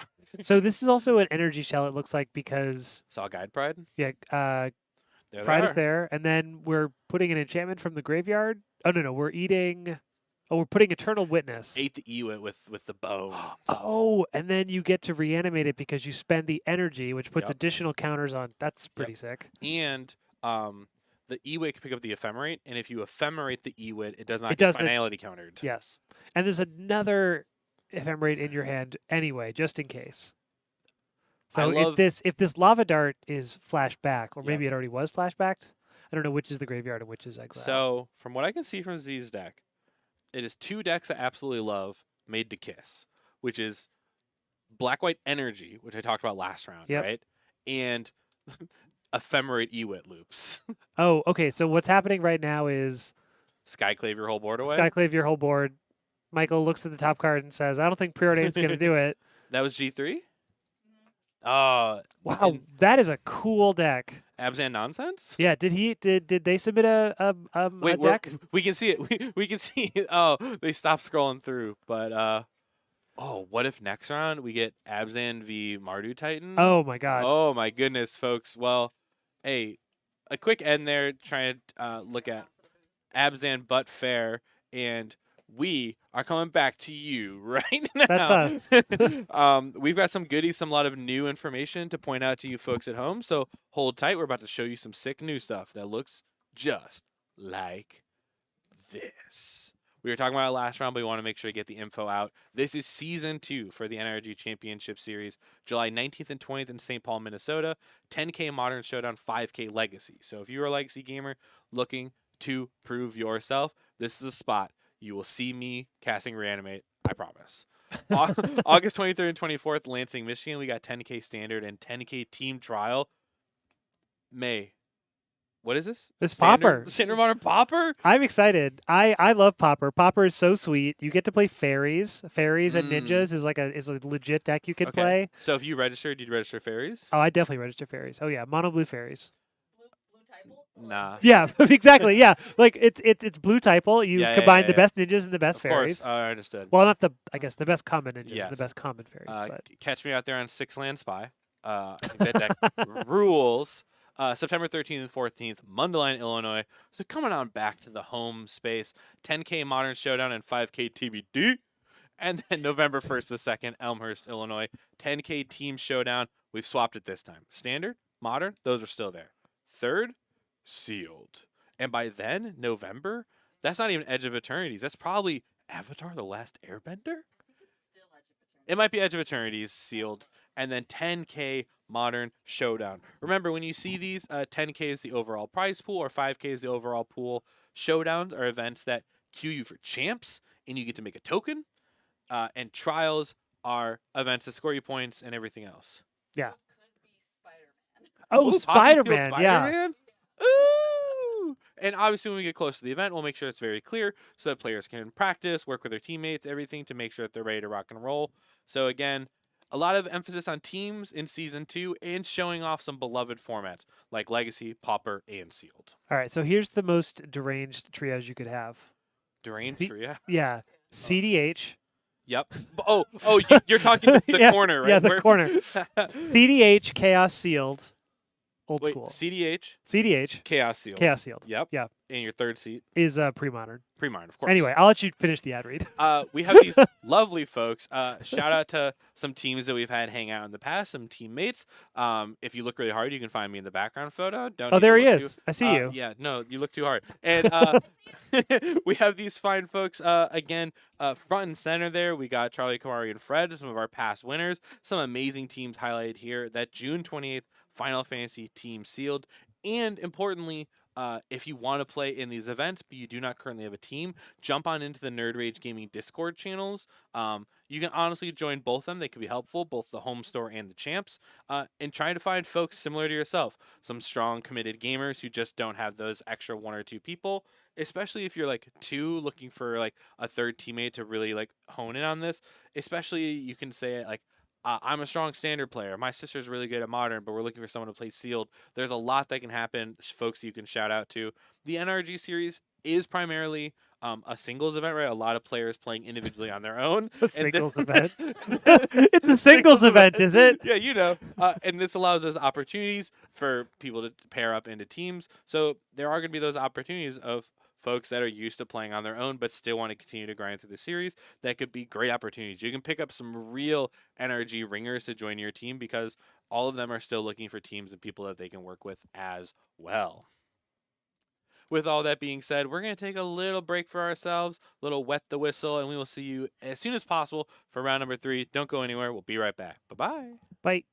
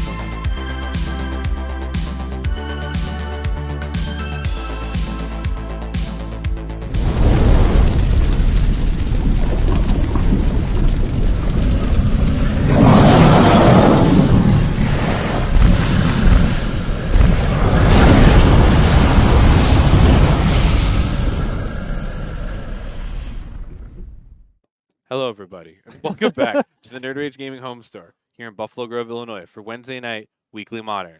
These are the 4 islands I've been shuffling for the past 3 minutes. I'm Dom Stryker, and that's May. That's me, and this is the deck of Flesh and Blood cards I've been slowly destroying over the past month. So that's true. That's true. That Magic players through and through. We got to keep ourselves just a little bit, a little up to snuff. So we got to stay occupied. Yeah, and we have. We'll call it a slobber knocker out there. We've got a dual deck out here, folks. Hit me I'm with so it, May. excited. Go ahead. I mean, obviously, I know who I'm voting for here. Jack. It's got to be Chris playing Merfolk. I mean, Jack is great. Don't get me wrong. But this is biased. Hoorah, biased. Hell, how about Cavern Vial? Yeah, Cavern Vial. Great start. It's good. It's exactly where you want to be. Cavern Vial. Jack. Cavern Vial. No. Mountain Vial.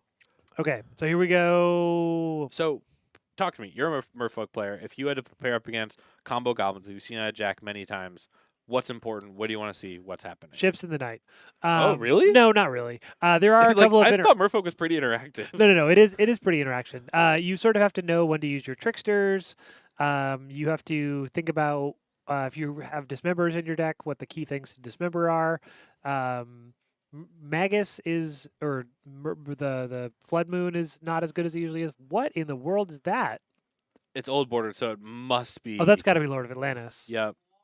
That is it's so beautiful. Cool, though. This is Zvi's Merfolk deck. I see. It's really pretty. Okay.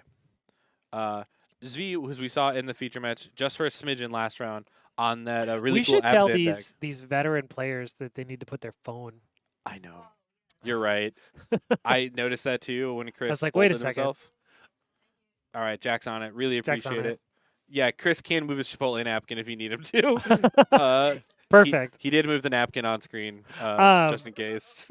But also, the other way to beat combo goblins, right, is if you just go like Lord, then you're not.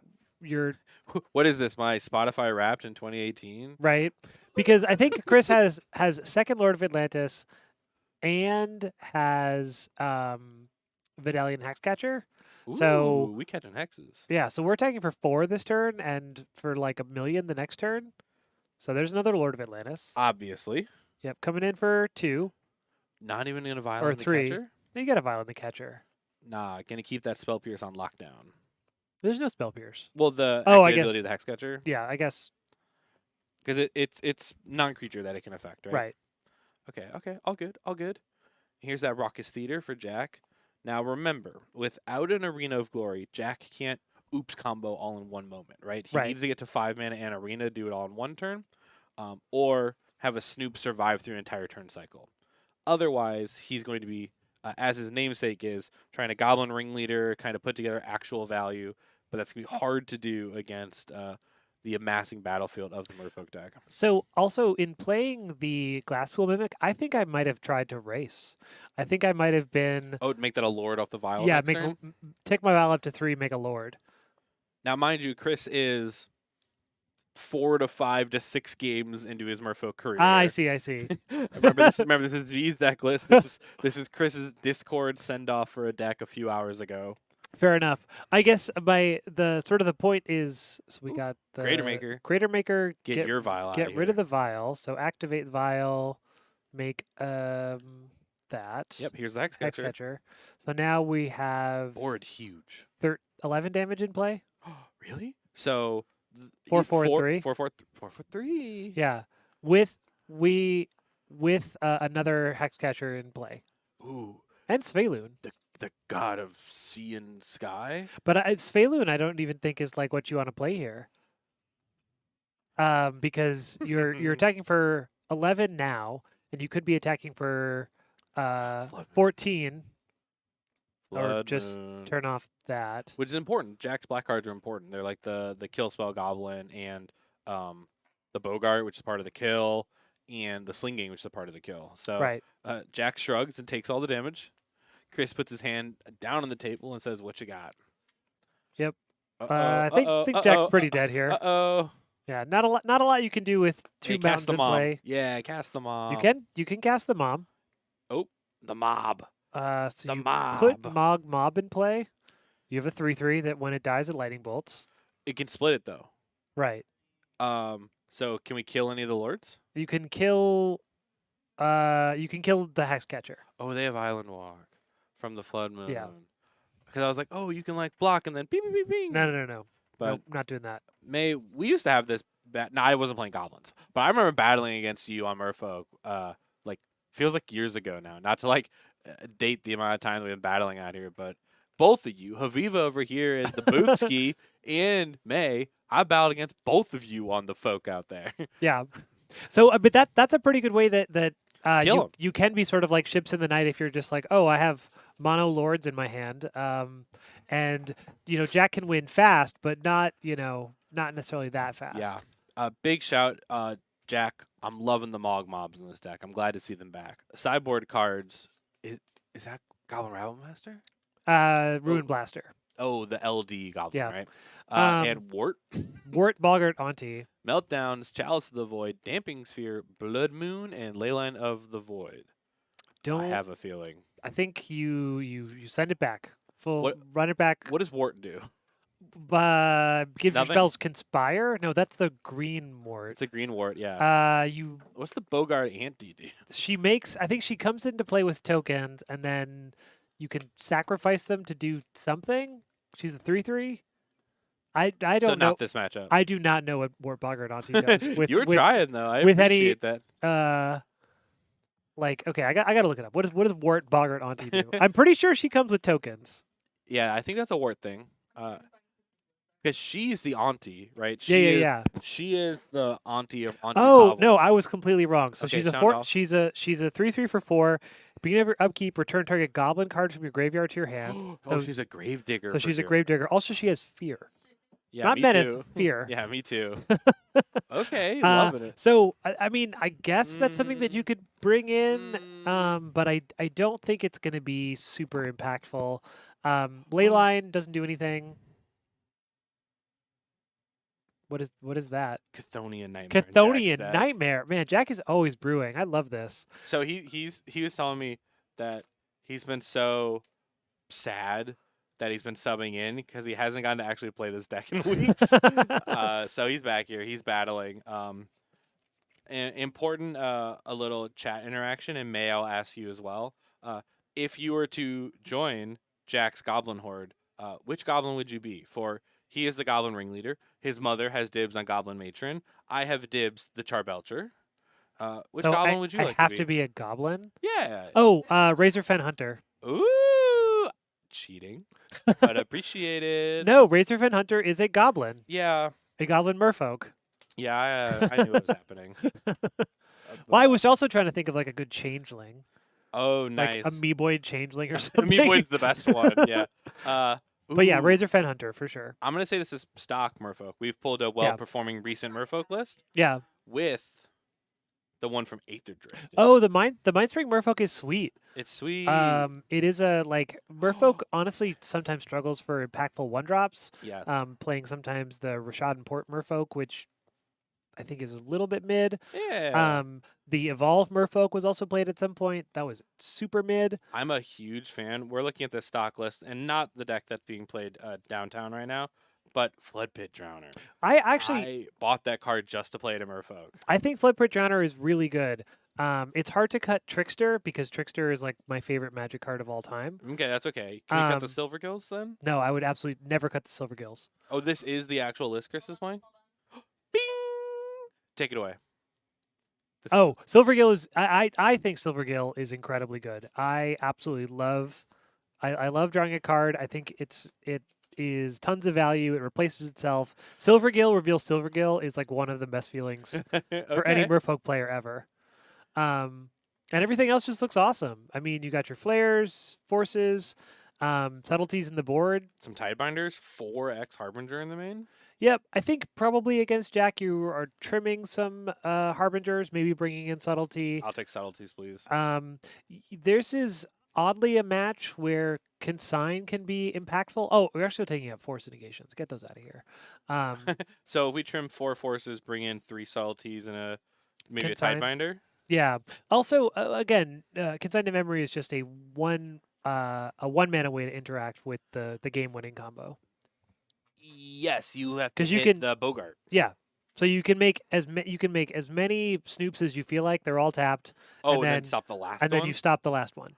Ooh, so when they go to copy the Harbinger. Huh.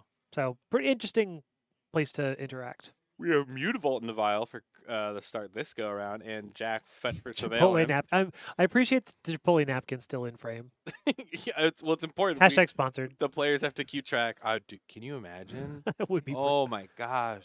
Yeah, if you're on the energy team and Chipotle just showed up midway through an event, oh my goodness. Yeah, like if for commentary you got Chipotle was. You would like hold up your bowl like you're a beauty influencer. I would do it. I would.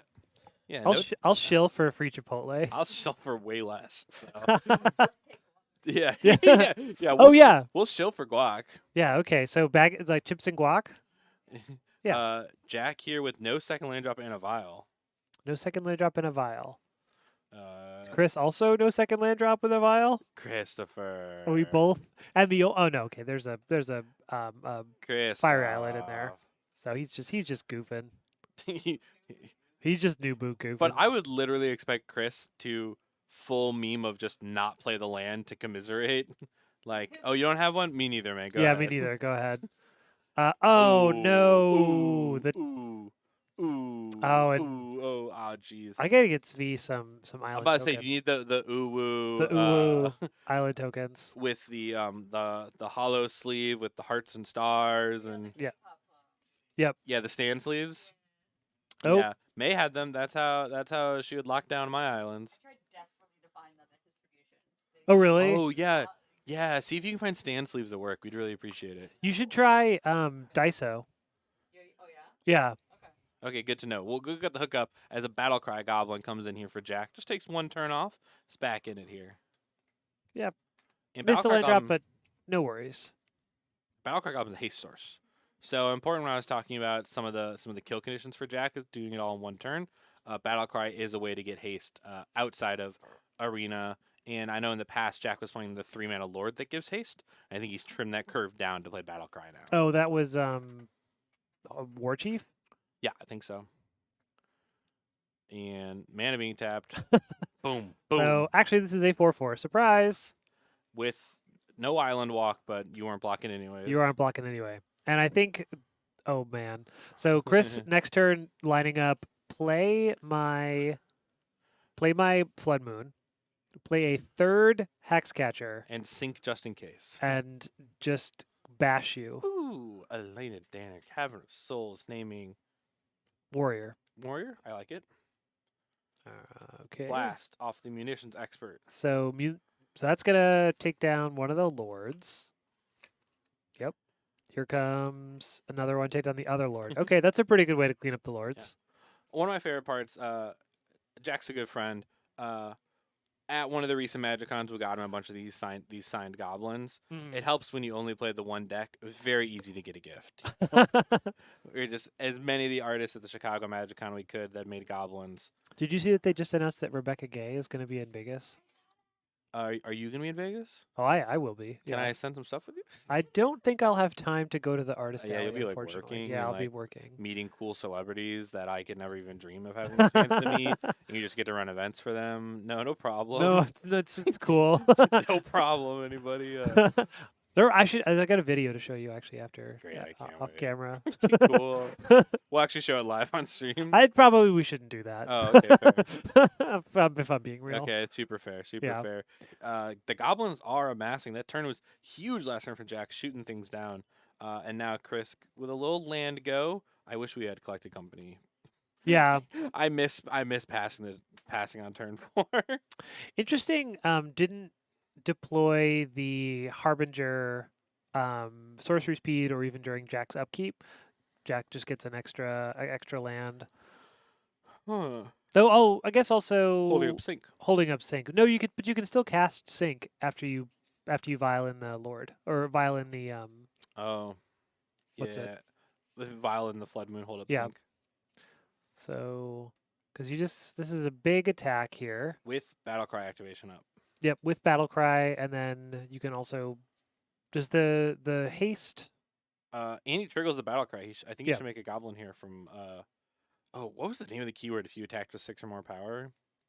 Ferocious? D&D set. Oh, from the D&D set? It's whatever the Battlecry Goblin has. Yeah. But it cared about you having 6 power. Frenzy sounds right. We'll go with Frenzy. Frenzy sounds right. There's no way we could know. So Yeah. we we're attacking for 6. Coming on in, rumbling and bubbling, getting on in there. Yep. So this is another sort of like race scenario, right? Where Pack tactics. tactics. Sorry, I haven't played D&D in a few months. I forgot about pack tactics. It is one of my favorite villain mechanics, though. Yeah. Oh, okay. So before we go to blocks, we're gonna animate up the the vault. Mutavault, and then Bring we're in gonna the Flood Moon. bring in the Flood Moon. Wait. Wait. Does the Mutavault deactivate? Yes.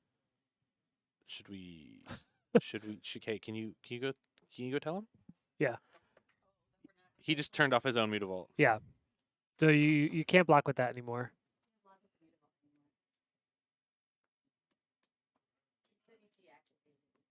Oh no! Wait. If it's already, never mind. We're just making sure. We're making sure. It's already a 2/2. It's a 2/2 island. So we're good? Sure, we're good. Okay. Yeah. Never mind. Because it was already activated. That was the key. I think anyway. I think it's a 2/2. It's a 2/2 creature. It loses the ability going forward. But then now it's a 2/2 island. I'm pretty sure is what it is. Yep. So it's 2/2. Yeah, because he's referencing the Dryad Arbor, where if someone Blood Moons you, your Yeah. Dryad Arbor is a 1/1 mountain. Right. Okay, I believe. So it's 2/2. It's a 2/2 island. This is huge, very important, impactful moment of this. So glad we made sure to clarify, even though Chris gave me the eyes. We're good. So all these goblins have 3 power right now, I believe. Oh yeah, because he did activate, so they have Yep. the +1/+0. So not the Prospector. Prospector is a 2/1. No, I think they must have 3 power because everything's trading. Yep. Oh, there they go. Okay, this is a scrappy game. Yeah. Scrappy game. Is it now? No, is it? This is together. Yeah, together. Their powers combined. Actually, it's Grixis. Ooh, more like Grix us, right? Yeah, Us all Grix together. us. When you looked up Wart, did you look it up on EDA track? Apparently. Okay, great. I mean, I just Googled Wart Boggardanti. That makes sense. As a Merfolk Lord, coming on in. Which one is this? Sorry, That's Lord of Atlantis. Lord of Atlantis. So here comes for 2. Comes across for 2. Lord. Lord. I am Lord. Yeah, I yeah, am yeah. Lord. Yeah. Also, look at this distinguished gentleman goblin token from obviously Arcade Post. I think that's an Arcade Post one. Yeah. You can spot Arcade a mile away. So here comes Ringleader to draw up to 5 cards. 4. 4 Whiskies? big whiff. That's Big 4 whiffies? lands. 4 down? Yep. Hey, we didn't need those anyway. 2/2 with haste. You're rumbling in. I mean, Probably not rumbling in. Probably not the worst though. yeah. Here comes. 'Cause why wouldn't it Oh, rumble? now it's a 3/3. Well, previously it wouldn't rumble in because there's a 3/3 to block it. But now Big Lord, Big Chillin'. Yep. And any of these blocked get to impulse off the top. If it's a goblin, Jack could cast that in main phase 2. Yep. So just probably clear out the Musician's Expert. Yeah. Or no, I guess we know about Wart Boggardanti, but We don't even know if it's anywhere near the deck. It could very much be in the sideboard still. yeah. I imagine it might be Jack trying to find like a card that lets you grind against the blue decks, like having Yeah. one more card for that role. Yeah, that's why I'm thinking like maybe it's there. So this is gonna die. We're gonna get an impulse. If it's a Little bit of goblin, reveal? we're gonna cast it. Nope. Just Blood Crypt. Goodbye, Blood Crypt. Didn't need that anyways. Did not need The it. top 5 were lands. The top the- 5 cards of The- Jack's Library lands. Yeah, the Ringleader and the Goblin flip. Top 5 were lands. So meanwhile, I'm just gonna take a bunch of damage. Yeah, Chris to 6. Krista 6. And the Chipotle napkin left the feature match area. Yeah. Well, there's too much to graveyard now, so they gotta. Dang. So here comes island. And what islands are these? Are they Assassin's Creed islands? I think they're the non-pirate ship Assassin's Creed islands. Well, the non-pirate ship has Statue. the big statue. Oh, there's a Merfolk statue. But That's this one pretty doesn't cool. have the statue. It's definitely a recent full art because Yeah. the text is left justified instead of centered. I wonder if it's Jurassic Park.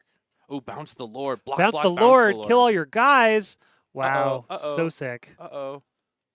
Wii U, Wii U. Yeah, Wii U. Wii U indeed. And then replay the Lord, go. Uh-oh. Okay. Turn it for Chris. Turn it around.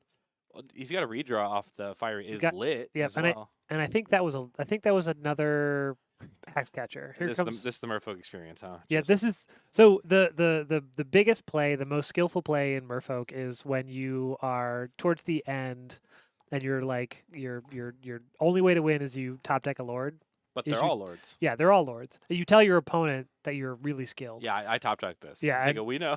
No. Before you draw, you're like, listen, I'm a really skilled Merfolk player. Here we go. Watch this. Lord off the top. And then you play a lord and you kill Okay, them. Jack's activating Arena of Glory. Here and comes. putting it through a cavern. Oh, Hasty muggle. Wait a Chris, you're minute. dead. 3 and then shoot you. three, Shoot. three. Shoot. It's actually shoot. 4, because It's lorded up. It's lorded up. Okay, that's a really funny way to win. Wait, and Jack didn't attack with the Lord. Yeah, because Blast. he knew that I'm just gonna kill you. Wait, Counter the activation. counter the activation. And then he conceded. He's dead. What? He's dead to the Lords. right? Yeah. Well, no, I guess he has a blocker. Okay. Oh. So he. Oh no, not the post handshake. No. Yeah. No. Oh. Oh, that was so cool too. That was pretty cool. Okay, so It's a Snoop. Snoop, Cast it. play a Snoop as a blocker. Now Chris's hand is empty, right? So we don't Yeah. know if he has a way to activate an Island Walk. Right. Oh my goodness. Top card. Okay. Yeah, get a redraw. Guys, I feel bad right now. Oh my goodness. That was I got stressed. My That would- body is stress reacting. Subtlety doesn't quite do it. Subtlety cavern. Okay. Name elemental. Okay. Hand is interactive. Oh, okay. Who needs 2 islands when you put cavern and elemental? It's about sending a message. You're right, because there's 2 caverns anywhere. Yeah. Right. So here comes 5. Here comes the binder. Wow, yeah. So that tie binder has to be blocked for sure. So if Jack had attacked with the Horde Master, it would have forced the tie binder action early. Oh, there's a lethal attacker. Yeah. So you would have had to. Oh wait, yeah. You would have had to. Then you could. Yeah, because then you block something. Yep. Okay, it did not get with the other So- lords. We are scrapping. Bashalik Mons. That's lethal, right? It can get haste. Well, no, it doesn't. It doesn't need haste. I think it just like. That's you- Goblin Blood Artist. Yeah, but it also has a sacrifice clause on it, doesn't it? Yeah, but and Jack's Vial's on 4. Yeah. He didn't even use the big dice. Jack, don't premature concession and use tiny dice. So we're gonna Snoop off the top. cast the Snoop off the top. Yeah, with it on the stack, the top's revealed. You just make sure to do this proper. Yep. Den of the Den Bugbear. of the Bugbear. So Chris is thinking about subtletying it. Yeah. You may as well. But then Jack can just recast it because there's a Snoop and he'll use that to cast the Snoop. Oh yeah, that's pretty funny. Taxes his mana. Can't activate Pashlik Mons. So one of these lords in play is a 3/3 right now, right? Right. So Jack can't. Oh, and he can't attack through because it'll be 1 damage off Pashlik Mon's Blood Artist thing. Yep. So Jack needs to survive through this turn cycle. So Chris with the pure aggression can get close to 7 depending on what happens. Would you have played the Salty as a 3/3 flyer? Probably Okay. because It can't interact with his Pashlik Mons, right? It's gonna be vialed in. it's gonna get vialed in, right? Whoo. Because you can't. You also because you have to deal the damage in the air, basically. Ayer. Actually, no. This is a tough position because you can't if you play the Pashlik Mon, like vial in the Pashlik Mons, right? And so blocking is bad, but then also attacking is bad. Wait, why didn't we? Oh, is the Pashlik Mons not a 4-drop? It's a 3. It's a 3 3-drop. 3. Okay, the changes. I would keep the subtlety then. Yeah, because this Pashlik Mons is like the out. Yeah, Matron. Mom on top. Mom can find ringleader through the vial. That's pretty sweet. There's a lot of cards in play, that's for sure. Like physical cardboard. A lot of cards in play if you do that. Which is a part of the battle, right? Yep. Also, Den of the Bugbear is going to be pretty annoying next turn. Yes, because Chris is at 2. He's incentivized just to play it out. There's no reason not to. Yeah. And then So play that. 3 mana, play that. Subtlety. Yep. I don't think Jack is dead. I think Jack felt dead a few turns ago, and he's just ready to go. Fair enough. You know, like, you get that feeling, like, especially after Jack prides himself on his character and how he carries himself. The premature concessions got away on you. Yeah. And Chris is going to still all head LDs him just to make sure that everyone knows. Is that back still there? Yo, hey guys, can I talk to you about Naya Energy versus Ruby Storm? Naya Energy versus Ruby Storm. With a Magebane Lizard currently exiled. Yeah, I was about to say, so the Magebane Lizard probably got Prismatic Endinged. Alex back on the Corey Steelcutter plan. Oh, with a Ral in play. Flipped Ral. Flipped Ral in play. Doing its Goblin Electromancer impression, because that's the plus, even though people don't do it very much. And here's Ryan. I love this Naya Energy deck with all my heart, and here's Extraction Specialist. So reanimating an Ajani. Ajani's going to bang back. So Ajani can't attack or block. Nope. But this cat sure can. The cat can. Oh, so remember when we had David on screen, and the 2 cats were David's 2 cats? These are Ryan's cats? These are Ryan's cats. Excellent. A movement here among the locals of everyone with exactly 2 cats is so well prepared to make their cat tokens. So I did that in Pioneer because I played Regal Caracal and Brimaz. Oh, whoa. So one of them got to be the cat knights and one got to be cats? Yes. My opponent once joked and they were like, "Oh, you're playing Azorius Control." And I was like, "No, I'm playing Cat Typal." He's like, "Very funny." No, main deck. Wow. Those Brimaz. Did you or did you not have to get to play Cutzel's Flanker? No, this was too long ago. No, too long ago. Yeah, Brimaz and Real Caracal in the main deck. Here they come. So cats are rumbling. Wow, Ryan's hand is Renegade Rallier, Surgical Extraction. Oh yeah, I love this Naya Energy deck. This is cool. Renegade Rallier is gas. And do you know the combo? I don't know the combo. Oh yeah. So this is the appeal to Naya Energy is it typically can win the energy mirror because of the grindier cards you actually get from these green creatures. Mm-hmm. The kill condition is either of the 2 reanimating 3-drops, so Renegade Rallier or Extraction Specialist, Goblin Bombardment, and Safi Eric's Daughter. Very cool. You can loop sacrificing the big creature, and then the Safi will bring back the big creature. You can Safi, and you can keep looping to kill them out with Goblin Bombardment. Bombardment, a card you're already incentivized to play in your Naya deck or in your energy deck, but this allows you to use your 3-drop slot instead of things like Spyros and so forth on these value 3-drops. Looks like here Ryan just played the Renegade Rallier as a blocker. Yeah. That's the hard part because you're getting cut down. Yeah. Because no way to trigger Revolt and handful of lands. That's the hard part is like the Extraction Specialist like always works, but the Renegade Rallier can bring back cards like your Destroy Bombardment. So like, and using the Renegade Rallier trick to bring back like a cracked fetch land is always fun too. Oh, I just noticed that we don't have we're like halfway up the chat. Oh yeah. Oh, yeah. We haven't seen anything for minutes. Here we go. Hey everybody, we're caught up with you. Oh, the lands are Fallout lands in the Merfolk. Oh, they're Fallout lands. Okay. Someone gave us the exact number. We can look. That's awesome. Thank you. How do you feel about Chris Rush unplanes next to Duskmourn Forest? Combination. I mean, I prefer to have my lands matching. And Pixeled in Snow. And Pixel, but even or Fortnite. Or Fortnite, of course. Yeah, I do. I do like SpongeBob. I could take at least SpongeBob. Jurassic Park, Fallout. Fallout is cool. Fallout ones are cool. The new Final Fantasy ones are cool. They are cool. Again, a property I don't know anything about, but there's another pirate ship swamp this time. There's a pirate ship swamp. So I'm pretty in on that. Yeah. I feel better about Duskmourn Forest and Unhinged Plains than I do 2 two different Ice Age mountains. Oh yeah, yeah. Take that, Alex. So here we go. Storming off. Desperate Ritual, Splice, we Desperate splice. Ritual. Splice. Sound off in chat if you know how to do splice.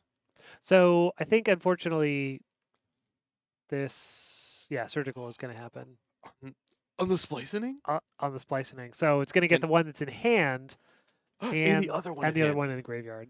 Oh my god, there was two in hand? There are two in hand. Oh no. There's two in hand during the splicing. Oof. That's That's huge. That hurts. Hey, there goes the whole storm turn. Oh wait, Ral's getting? What? Okay. Well, Alex's hand is Ritual, Pass and Flames. Right. Okay, Ral's gone. Are you gone as well? Maybe like the thought is that without Ral, there's no it's too difficult to storm off. Right, but Pass and Flames instant sorceries, right? You can't flashback Ral. You cannot flashback Ral. Okay. Let me see. So graveyard looks like Manamorphose, Ritual. I do think a lot of stuff is going to get a lot of mana is going to happen here. Here we go.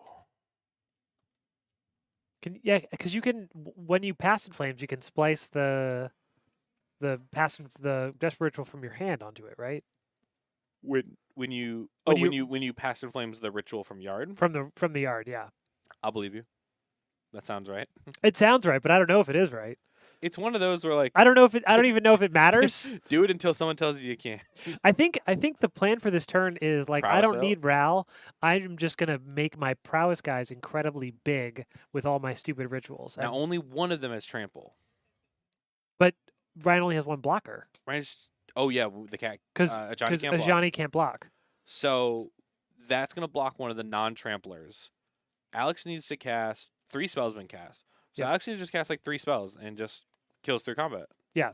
Ooh. So it's just I think it's just And Alex is explaining it right now. Yeah, You I think can see the finger waving. He's like, I'm gonna cast a bunch of Desperate Rituals and Manamorphify and You'll just die to prowess. junk, and I'm just gonna have a huge board of guys. Is your hand exactly Path to Exile to stop me?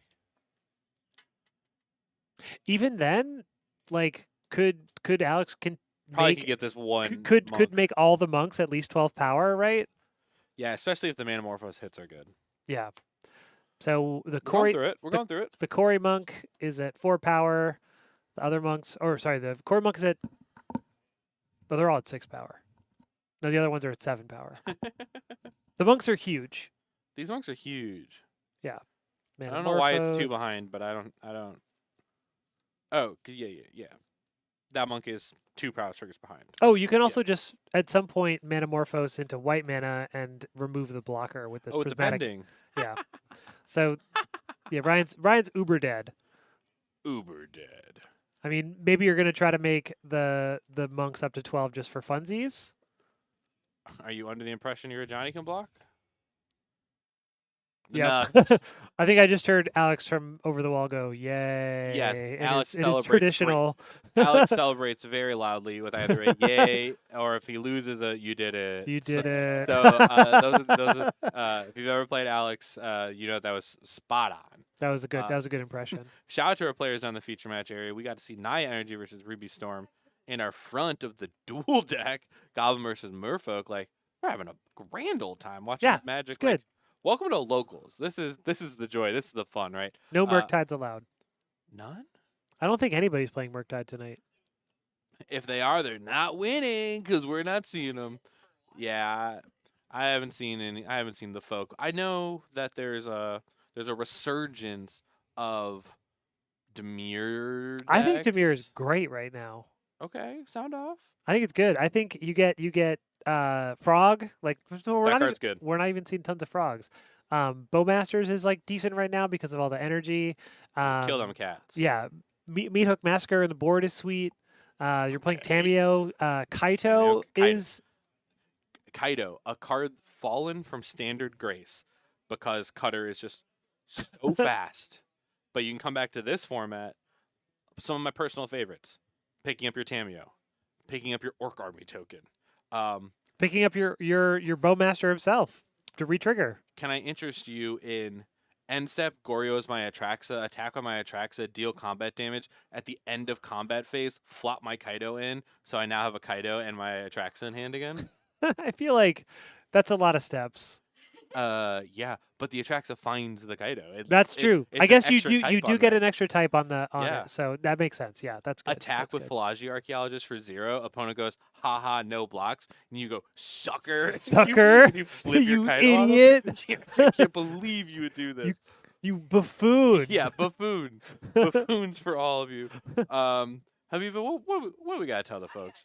We got this.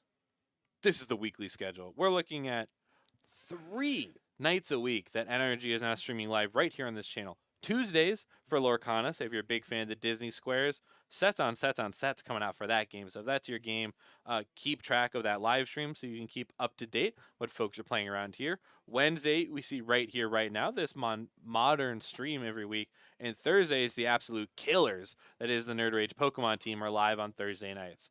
Friday, if you want to play some Magic, you can come on out to our Boomer Zoomer nights, maybe a little Legacy, maybe a little bit of Standard, both being represented on the NRG series next season. Saturdays and the Monday is that Digimon back-to-back, as well as Elder Dragon Highlander.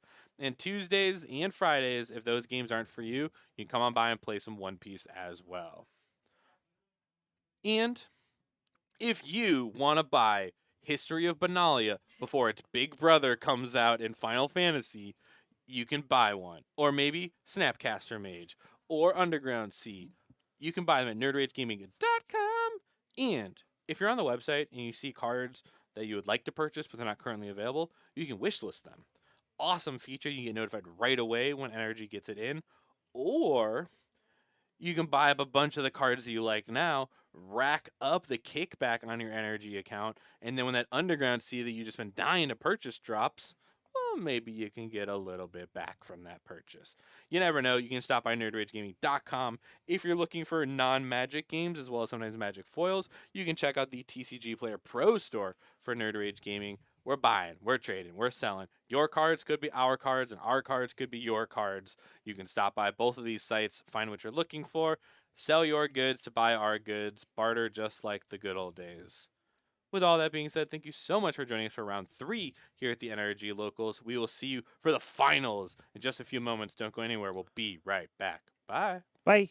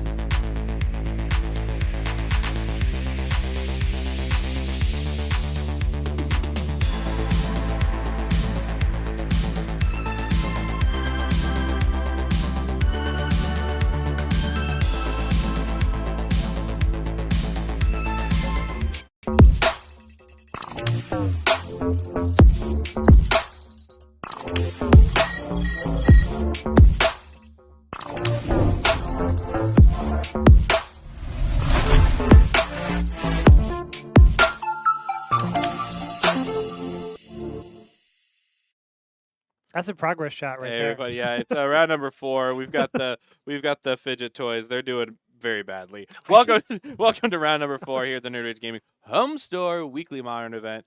We've got the undefeateds. We've got Zvi on the left side with Abzan cards that rule, and we've got David on the right side with Boros. Just kidding, it's Mardu energy. Yeah, this is I mean it's a clan battle actually is what it is. A what battle? A clan battle. Like the Mardu clans, like Abzan versus Mardu. Yep, got it. I understand now. It's a guide pride battle. Yeah. For reference, also clan battle is a plot point in the new Gundam. Okay, understood. See. Thanks, I appreciate that. Yeah, I mean it is. Yeah. It's Tarkir, It's but it's also layered. Gundam. It's layers. It's an onion. It's an style onion. reference. Anyway, we got to see like the tail end of Of Z's Zvi deck? playing this deck in an earlier round, and it looked like there was like a put my Guide of Soul +1/+1 counters on Yup. my Emperor of Bones to get back my Eternal Yeah. Witness to ephemerate. It was just like super sick.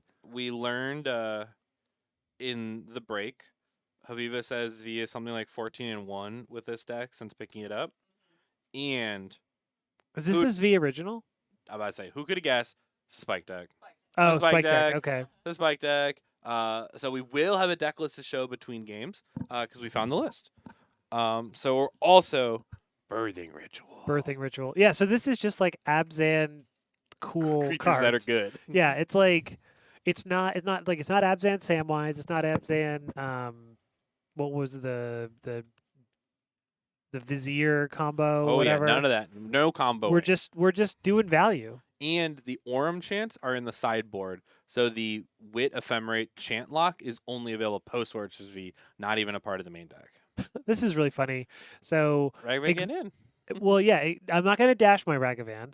I'm going to Oh, Arena haste it. Arena Haste it, let the mana burn.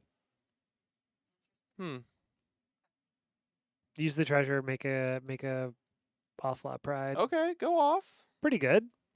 Can you imagine if they cranked the mana into Arena and then paid the dash cost like a modem? Like, Yeah. just At first pay I was face, like return to hand. oh yeah, okay, you're dashing Ragavan. I was like, wait, no. Yeah. We're No. permanently dashing Ragavan. I mean, I guess if it's worth 2 mana to Yeah. pick it up at the end of turn, it's worth 2 mana to Yeah. have it be. My worry is David's going to untap next turn and really wish he could cast his Season Pyromancer. So we picked up Ocelot Pride from Eternal Witness. Eternal Witness is one of my all-time favorite cards, and I am planning on getting a tattoo of it. So Which I hope art? this is cool. The tattoo one, the Secret Lair. Oh, the Secret Lair one. Yeah. What? Bright Glass Gearhawk. That's Bright Glass Gearhawk. that's Teferi downtick, like Teferi Hero of Dominaria downtick, but for all opponents, I'm pretty sure. This is tutor for 1-drops. Oh, I'm thinking of the Azorius Gearhulk. I see. And this finds Guide Pride. We looked through the deck list, only finds one thing. Guide Pride. Also, it's huge. It's 4/5. Yes. But there's no spice, no nonsense, no other targets. The targets available are Guide and Pride. So Svi started that turn with no 1-drops in hand, and now currently has 3. 3. And the Ewit became a big massive Hulk. This deck is sweet. You know, I heard there's some other really sick things people are doing in birthing rituals out there. Anyone heard about the Neo brand deck? We're gonna talk about Neoform. Okay, well, I'm just telling you what I would have been playing if we weren't hanging. I would have been playing good, honest, fair Demir Oculus. Murktide. May, with do you, Oculus. Do you Actually, do I'm off Oculus. I put now we're agree. just playing real. Kaidos? Yeah, we're playing Kaidos Oh. and Subtleties and Tamios. Kaido flopping your manifest is also rules. Oh, that is also pretty sick. You yeah. get to draw that card that way. Yep. Getting in there. The Godless Shrine for David. What could it be for? It's gonna be untapped. Yep. Gonna tap it. I like that it looks like David's explaining how a Shockland works right now. Yeah. I know I that's think he's not just. the case. I think he's just. clarifying his game actions. Yeah, I think he's just counting out his mana or something. You don't happen to own Allosaurus Riders, do you? I think I have 1. Okay, that's 100% more than the amount I have available to me right now. So we're gonna make a cat at the end of turn, gain a life, get an energy. That's the 1/1. That's the 1/1. Permanent count 6. Yeah, black cat 1/1. The white fluffy cat is a 2/1. Makes sense. So much fluff gives you extra Yeah, power. exactly. Everyone knows this. Here's Guide. Here's Cat Cat. Yeah, here's Pride. And count of 9 permanents. End step 10. Ding. Yep. And little gain here. Oh, yeah. How we doing on them triggers? We remembering them? We're trying. There's a lot that's going to happen during this end step because we're going to be making some cat tokens. We're going to be we're going to attack big first. smash with the Hulk. But we're also going to be birthing ritualed. And the best part of ritual is you get to look before you choose what to sack. So any of these cards could turn into anything. Right. So here comes City's Blessing first. Now, would you want a ritual or pride trigger resolve first? The pride triggers, I would imagine. Because I don't think there's any of our creatures that make tokens, so we don't want to. There's no reason to put the prides all the way at the bottom of the stack. I don't know. Oh, that's a 1/1. Yep. He's like, I don't want your cat. Get your cat out of here. Look at David's face. You don't want my cat? You don't want my cat? Oh. Oh. Oh, look at them. Look at it. Here they come. I don't think he makes quite that many cats. He's doing some quick math. Or maybe he does? So, cat number 1 resolves makes a cat and makes a copy of it. And then cat number 2 resolves makes a cat, makes a copy of those 3 cats. So I think we're good. okay, I guess we have the right number of cats. Well, should we have 5 cats or 6? Cat. Cats. I think it is 6. Oh, you're right. Yeah. Yep. Solitude. The Hulk Off is going the to turn. Hulk turns into a Solitude. And then looks exiles the pride. Pretty ahead this game. Pretty ahead. You know, this Abzan deck strikes me as a Boros energy killer. Hope is fair. This is fair. Understand? We've watched a lot of games of a lot of like, whoa, cool, modern. This is a combo format. There is a lot of Storm and Neobrand and Titan. Like, there's a lot of stuff happening in this format. But I'm pretty sure Z's deck cannot lose to any of these fair things. I think if you're, it is like the most unfair a fair deck can be, right? Like, if you're David and you draw Galvanic Discharge right now, what do you do? Yeah, you're like, oh, okay. I guess, what are the prides? Yeah, take your that. Solitude? Like, what do you even do? And Z's back up to 20 life, 9 energy. Like, excuse me? Yeah, can do whatever they feel like. David going to fetching, I think 3 cards in hand. Imagine if you drew the Obnixilis. What's even happening, you know? Yeah, I don't think he'd play it. Well, I mean, I guess you could. He sure could. Ooh, a shock. What do you need all this mana for, King? Yeah, what do you need all this mana for? Young Pyromancer plus Ragavan? Oh. They both get haste. Ooh, here we go. So Ragavan Ragavan. with haste. 1 red mana floating. Peasy, is that what you said? Yeah, she's Pyro's the other one. No, Nope. it's Guys, who are we kidding? David's looking at the board state going, I got to get out Nixilis and play here. We got to get this card out here. I guess the Devils like trade with the cat. Like you block and trade with a cat and then snipe another cat. That's pretty interesting. It's true, but then all of these cats are going to repopulate next turn. There are going to be a lot more cats next turn. See, I know everything Zv has done is very cool. Can you imagine if we drew Goblin Bombardment? Yeah. Or what about something like Carrion Feeder? That gotta be huge. That'd be a Just can't block Zomboni. Make somebody a really tall fella. Can you make somebody a really tall fella? We I don't have enough really tall fellas. Yeah, I really like the when you're like, okay, you go wide or you go tall. Yes, the description of Magic board states are wide and tall. Wide and tall. Yeah, dude, get that Ragavan in there. I mean, Dump it. flies. Put it in the sky. What if you rip like a Breckaless Gearhawk off Z-Stack? Probably can't cast it, but White Orchid Phantom? Can't cast it. can't cast that. Used all the mana this turn. We did that. Look at that Ragavan. Do you think it's that's not the first time Ragavan's flown? It's probably done this with guides so many times. No, I'm sure Ragavan has flown many times before. Do you think Karizev's ship can fly? I think Kaladesh flies, right? canonically it does. Yeah, it's a They're sky ship. ships? Oh, but it's not the console sky ship, right? Yeah, because I think the original Karizev was like Karizev's Skyship Raider, That's right. and it made the 1-2 Ragavan. No, a two. It made a 2-1. Yeah, Ragavan. Raggy G's always been a 2-1. There's also Ragavan First Mate, and now we have Oh, the okay. card. So now we're telling David, pick up all your creatures. They're getting exiled.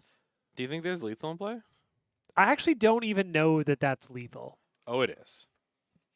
Hey, But Spencer. no. I Summoning the tall magic. I mean, I know it's like a lot of damage, and David won't win that game. But I don't think that was actually 15 damage. Because all those there's like 10 permanents, and they all have 1 power.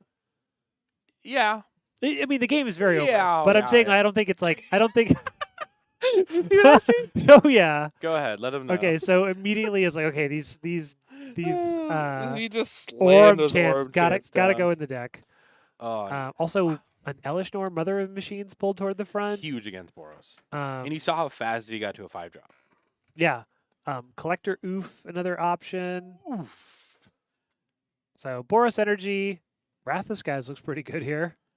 Yeah. Magus of the Moon, Celestial Purge, Wear Terror, Deafening Sound, Stony, Blood Moon. Hey, hook me up with some Rasta Skies and some Blood Moons, and let's call it a day. I think that's probably going to be good enough. Again, David, if you can hear me, 4 Static Prison is a crime. Yeah, Static Prison is just not going to do enough here. Definitely not. We saw there was so much on that board state. Like things like oh gosh, how do I get these 5 cards in? I don't know. How about I shave 2 Omnixus? No, you got 4 Static Prisons to shave. Well, yeah. Okay, fine. You can keep You one can't, Omnixus. and you can't cut your signature card. Right. You could also just take your 4 statics out and go play 61. Love it. Let's cut 4 static and a Voice of Victory, and we can bring in those 5. Call it a day ski. Sounds good. And abs and fair cards. Let's take a look real quick. We have Guide of Souls, Ocelot Pride, Emperor Bones, White Orchids, Ewit, Graveyard Trespasser, Severance Priest, Bright Glass Gearhulk, Witch Enchanters, and Solitudes, Blink Spells, Ritual, Lands. Okay, nice. I like the flagstones. Oh, go with your own White Orchids. Self-target. Right. Sideboard card. We're looking at Haywire Might, Collector, Oof, Gaddock Teague, Skyclave Apparition, Elishnor Mother Machines, Ormchant, Wrath of Skies, Vindicate, Deafening Sounds. We already saw interest in the Orm's Chants and the Elishnor Mother Machines. We can imagine Zvi also wanting his own Wrath of Skies just in case to clean stuff up.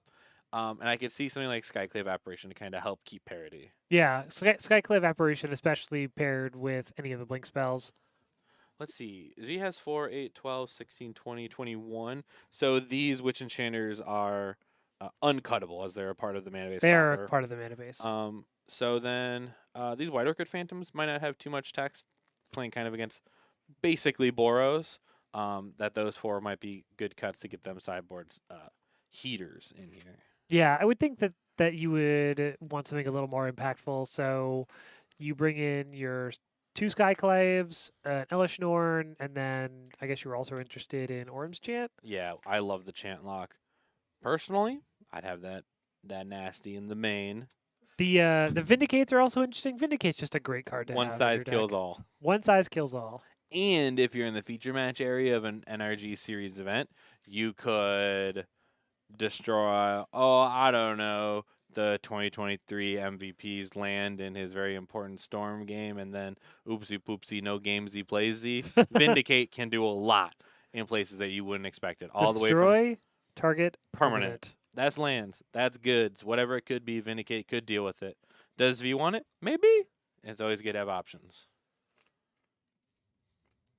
We shuffling. Bit of pile shuffle here.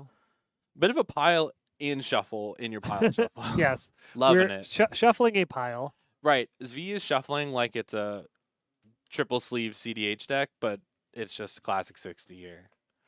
My current modern is triple sleeved because I have the Japanese looks like an old pack sleeves, so you have to have outers. Yeah, I saw those. Yeah, Those are really Those cool. are fun. I see those mostly on legacy decks. That's kind of like what they're for. Yeah, that's their vibe. Didn't even. I saw Eternal Witness, and then the hand went down to the table. A little Keepski on an Ewit. Loving it. Uh-oh. Dr. Pepper at this time of night. Goodness. You're going to be up all night, We're dude. going to be up all night. I don't know if that's true. I don't even know if there's caffeine in Dr. There's caffeine in Dr. Pepper. Okay. But I also Yeah, my motherly instinct's kicking in. I'm like, yeah. oh my gosh, it's 9:15. You can't be drinking Dr. Pepper. I also think all millennials are broken and caffeine doesn't do anything. Yeah, that's probably also true. It's a sad but truthful statement. All right. Well, I hope everyone's having a great time. Players here shuffling on. Getting ready. Is this V also mulliganing then? Or Yeah, Z Mulligan. So okay. And David kept this one. So big Yep. sigh and a keep. 2 basics. So no lands. woo. Going to 5. And pile shuffle who? Pile shuffling doesn't actually randomize your deck. No, it doesn't. But it helps players believe that their basics are separated from each other. That's true. It's almost a weave. It's weave light. Hey everyone. So you know, current rules of the stuff. You're allowed 1 pile shuffle per game. Shuffle the heck out of it after. That's the. You can give it a pile, no problemo. Then shuffle it for real ski after that. Just be sure. All right. Thank Alright. you. This probably is a keepable hand. You guys got lands and spells. You see? Yeah, one of them's Goddess Souls. Put that bright glass to the bottom. That card costs 4. Easy. And put that Severance Priest. That card costs 3. Yeah. Land Guide Pride. With a Vindicate? The Vindicate or Severance Priest? Oh, Severance That's Priest. the You're right. priest. So land, guide, pride, priest. So it looks like we're gonna have guide versus guide. Guide versus guide. Okay. Guide Leading on the guide. versus guide. Just a couple guides. David's gonna follow it up with a pride. Svee's gonna follow it up with a pride. Or Johnny. Get your twosome. Or it could your be a two-trade. Johnny. A man and his brother. Nope. Kill your Kill your guy. And then play my pride. And then trigger mine. Gain the advantage. Pass turn. Nope. Pass turn. Pass turn. Is that 2 guides? Or 2 Pride prides? pass. Oh no, it's a Sanctifier Invec. Sanctifier in back. 2 brothers. Is it Johnny's brother, the 2-1? Yes. Okay. Because his spark connects when his brother dies. Oh, okay. I don't actually know Johnny's lore. That's it. Well, there you go. His spark ignites when his brother dies. So that's why it's looking for a cat to die. I get it. And a Johnny, that was an albino lion, I did know that he exiled from was- his pride. And he was from Alara originally. Yep, from Alara. From Bant, I believe. As big guide coming on in here. We're really seeing the impact of not just the mulligan, but David being on the play, right? Being able to kind of interact and continue to attack through, just having the quote-unquote tempo. The tempo, yeah. The tempo. Everyone knows it. Everyone Everyone knows what knows it it. means. It's very clear. Very clearly understood term. Tempo. Now, then you get in situations like this where you can very easily understand it, right? Of just like literally just being a little bit ahead, you can interact and keep attacking.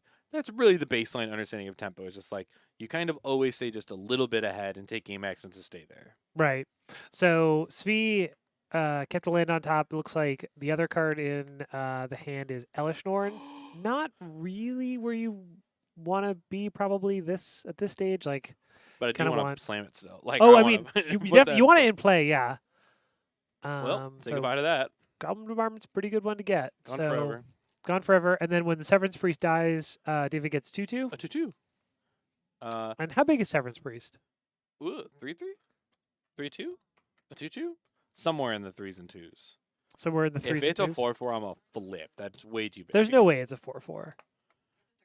It's a 3/3. 3/3. That's a pretty decent body. Yeah. This is if you let Thought on Seer and Skyclave Apparition Keys, then you get this one.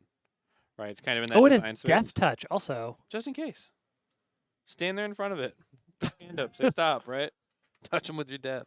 That's what it does. And you're right. I can't believe Touch we it. called it Death Touch, you know? Like, Yeah, touch him with your death. touch them with it. We didn't call it anything else. We didn't, we used up poison and venomous on other things, and these cards got Death Touch. I guess, yeah, poisonous maybe would have made more sense. I guess that's what it's called in Hearthstone, right? Is it? I think so. Yeah. You've mentioned Hearthstone a lot today. Are you I okay? like Hearthstone. Okay, great. Yeah. So gonna kill the cat. Kill Johnny's brother. Oh, Johnny's really? gonna flip. Well, because red permanent, so you're not really worried about the damage at Well, this there's point. about to be. No. Ding. Yeah. Whoa. See where you going? So he's like, nope, Yep. no. Because not only is that going to shut down the mana base, but also it's going to assemble the red permanent. Yep. That. What's it? Was it fast sideboarding again? What were those two? What were the two we grabbed this time? I didn't even see. We're going back to the tank. Maybe. We're gonna watch. Don't go away. Let me see what these are. Elshnorn. No, Vito. Oh, it's the Vindicates. Yeah, the Vindicates. Sanctifier, Envec, and Elishnorn ride in hand for one turn. V said never again. Never again. Tossed them, grabbed the Vindicates. Yep. I think. Hey, I can appreciate the flexibility. Sort of the snap decisions. So I was just thinking, Z's deck literally only has one black card, and it's the Severance Priest. So the shell overall is really the green-white ritual shell, which is a little splash, which means you could splash some red cards, you could splash some blue cards. So if you splashed red, what would you get? What would you add? A Johnny and Goblin Bombardment, maybe Flinch. So But I'm not joking. That's basically the Naya energy deck we saw last round. Yeah. So Naya energy featuring Birthing Ritual shenanigans. Yeah. Okay. Which I'm a fan of because Birthing Ritual is in the combo Naya deck. I love a A plus B, maybe a C and a D in there. Is that really the only black card? Yep, Severance Priest is the only black deck card in the main, and then the sideboard I think we saw Vindicate. Oh right, Vindicate. And that's it. Oh, and the Trespassers, which I think Zvi is missing, but wish that they had. Yeah. Oh, and Emperor. The Bony Boy. Actually, a lot of these black cards seem impactful. Oh yeah, they're huge. Yeah. But the most of this is this big green-white base, so yeah. a lot of flavor to taste available in there. You know, if I told you I shaved the 4 Emperor Bones and the Trespassers for a Johnny's, you'd be like, oh, okay, I get it. You'd be like, you're playing a whole different deck. Whole different deck. That's an original. That one's all mine. Yep. I'm going to play Sultai Energy. Okay. I don't think there's enough cards for it. I mean, there's tons of cards. There are cards that you can... You can play the Rogue Refiner? Yeah, and the big 4-drop that everyone hated during that format, the Saber Tooth, the one that you spent energy to give it counters. It was like the bane of everyone's life. Oh, the 4-drop. The 4-drop. That was a Hydra. Bristleback Hydra. Bristleback Hydra. Yeah. Yeah, the long tusk cub was the 2-drop. Was the 2-drop. Yeah. And then the Teamer Sabertooth is the bounce creature. Yeah. We're getting it. We are. We know these cards. It might be 9:30 at night in beautiful Buffalo Grove, Illinois, but I remember the cards that I lost to in 2014. Yeah, that was only like a couple of years ago, right? Sure was. How many years ago was 2014? No comments. More or less than 10? More. It's too bad. It is too bad. Somebody pointed out today, they're like, oh my God, in Final Fantasy, they printed a new Rebel for the first time in 18 years. And I was like, that's not accurate. And I looked at accurate, is it? No, it is. Time Spiral.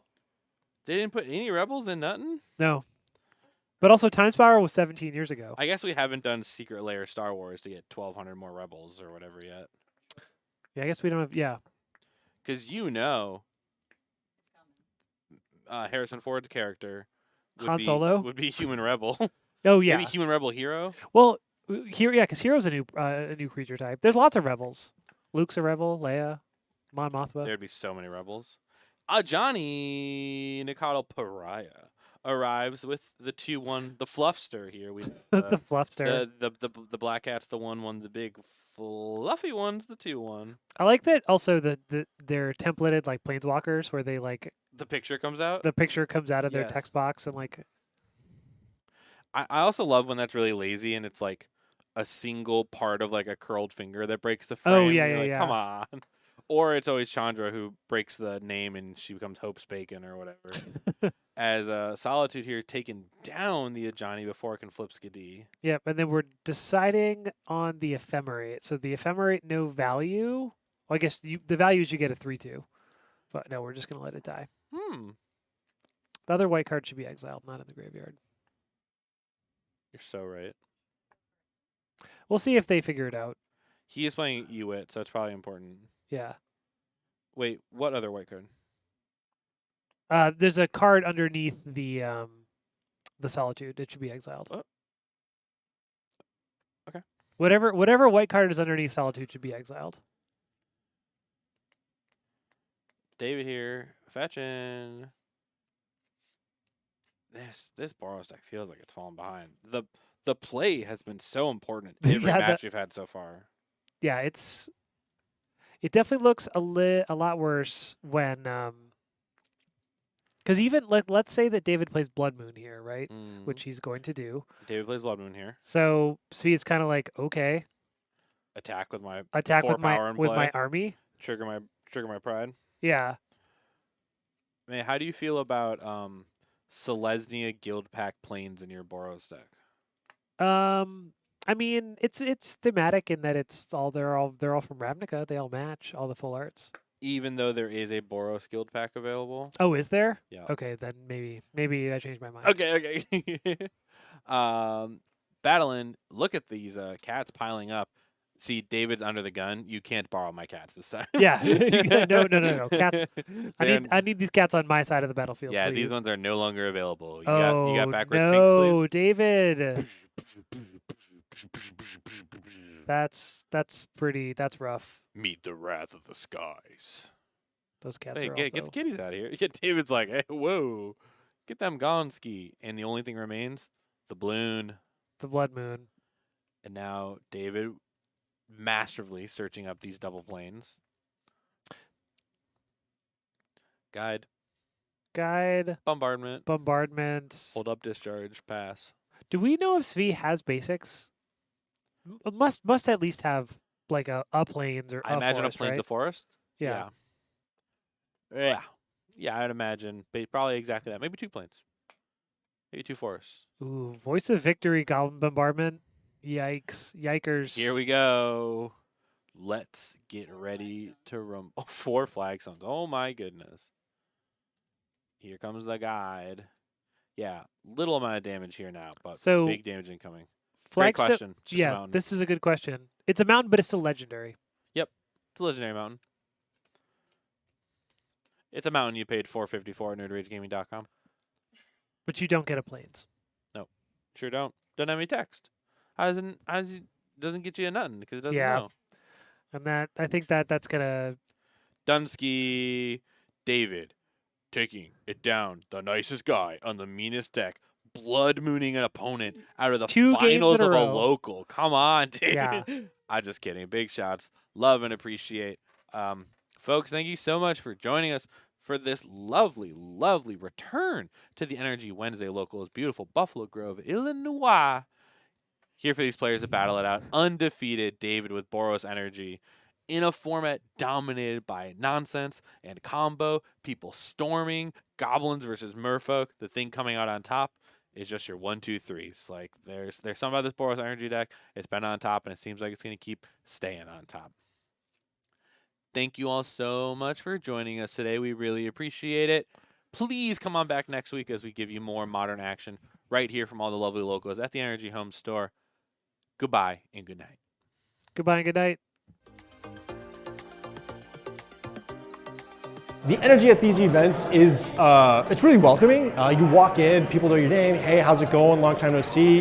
Vendors, artists, a big tournament, side events. The Energy Series events are free to enter. You can just walk through the door. The round starts. It's game time. You know, you're friends, but you're competitors. The pressure's on basically from round 1. You know you're going to be running into quality players. They're friendly, but they're fierce. It's a great circuit. It's a lot of fun to play. I noticed the Witch King was here this time, which was a little bit scary because I put the 1 ring in my deck. Really had to sort of glance behind my shoulder every time I cast the card to make sure he wasn't about to snatch it, or me. The vendors here are great. Everyone behind the booth is always really welcoming. They always have a smile on their face. The events are taking place all over the Midwest. You've got the prize wall now, you've got the command zone. Every single energy is both a RCQ and a qualifier for their championship series at the end of the year, which is, I have to say, hands down, my favorite experience I've ever had playing Magic. It's really just a great experience. The NRG series is coming to a Midwest city near you.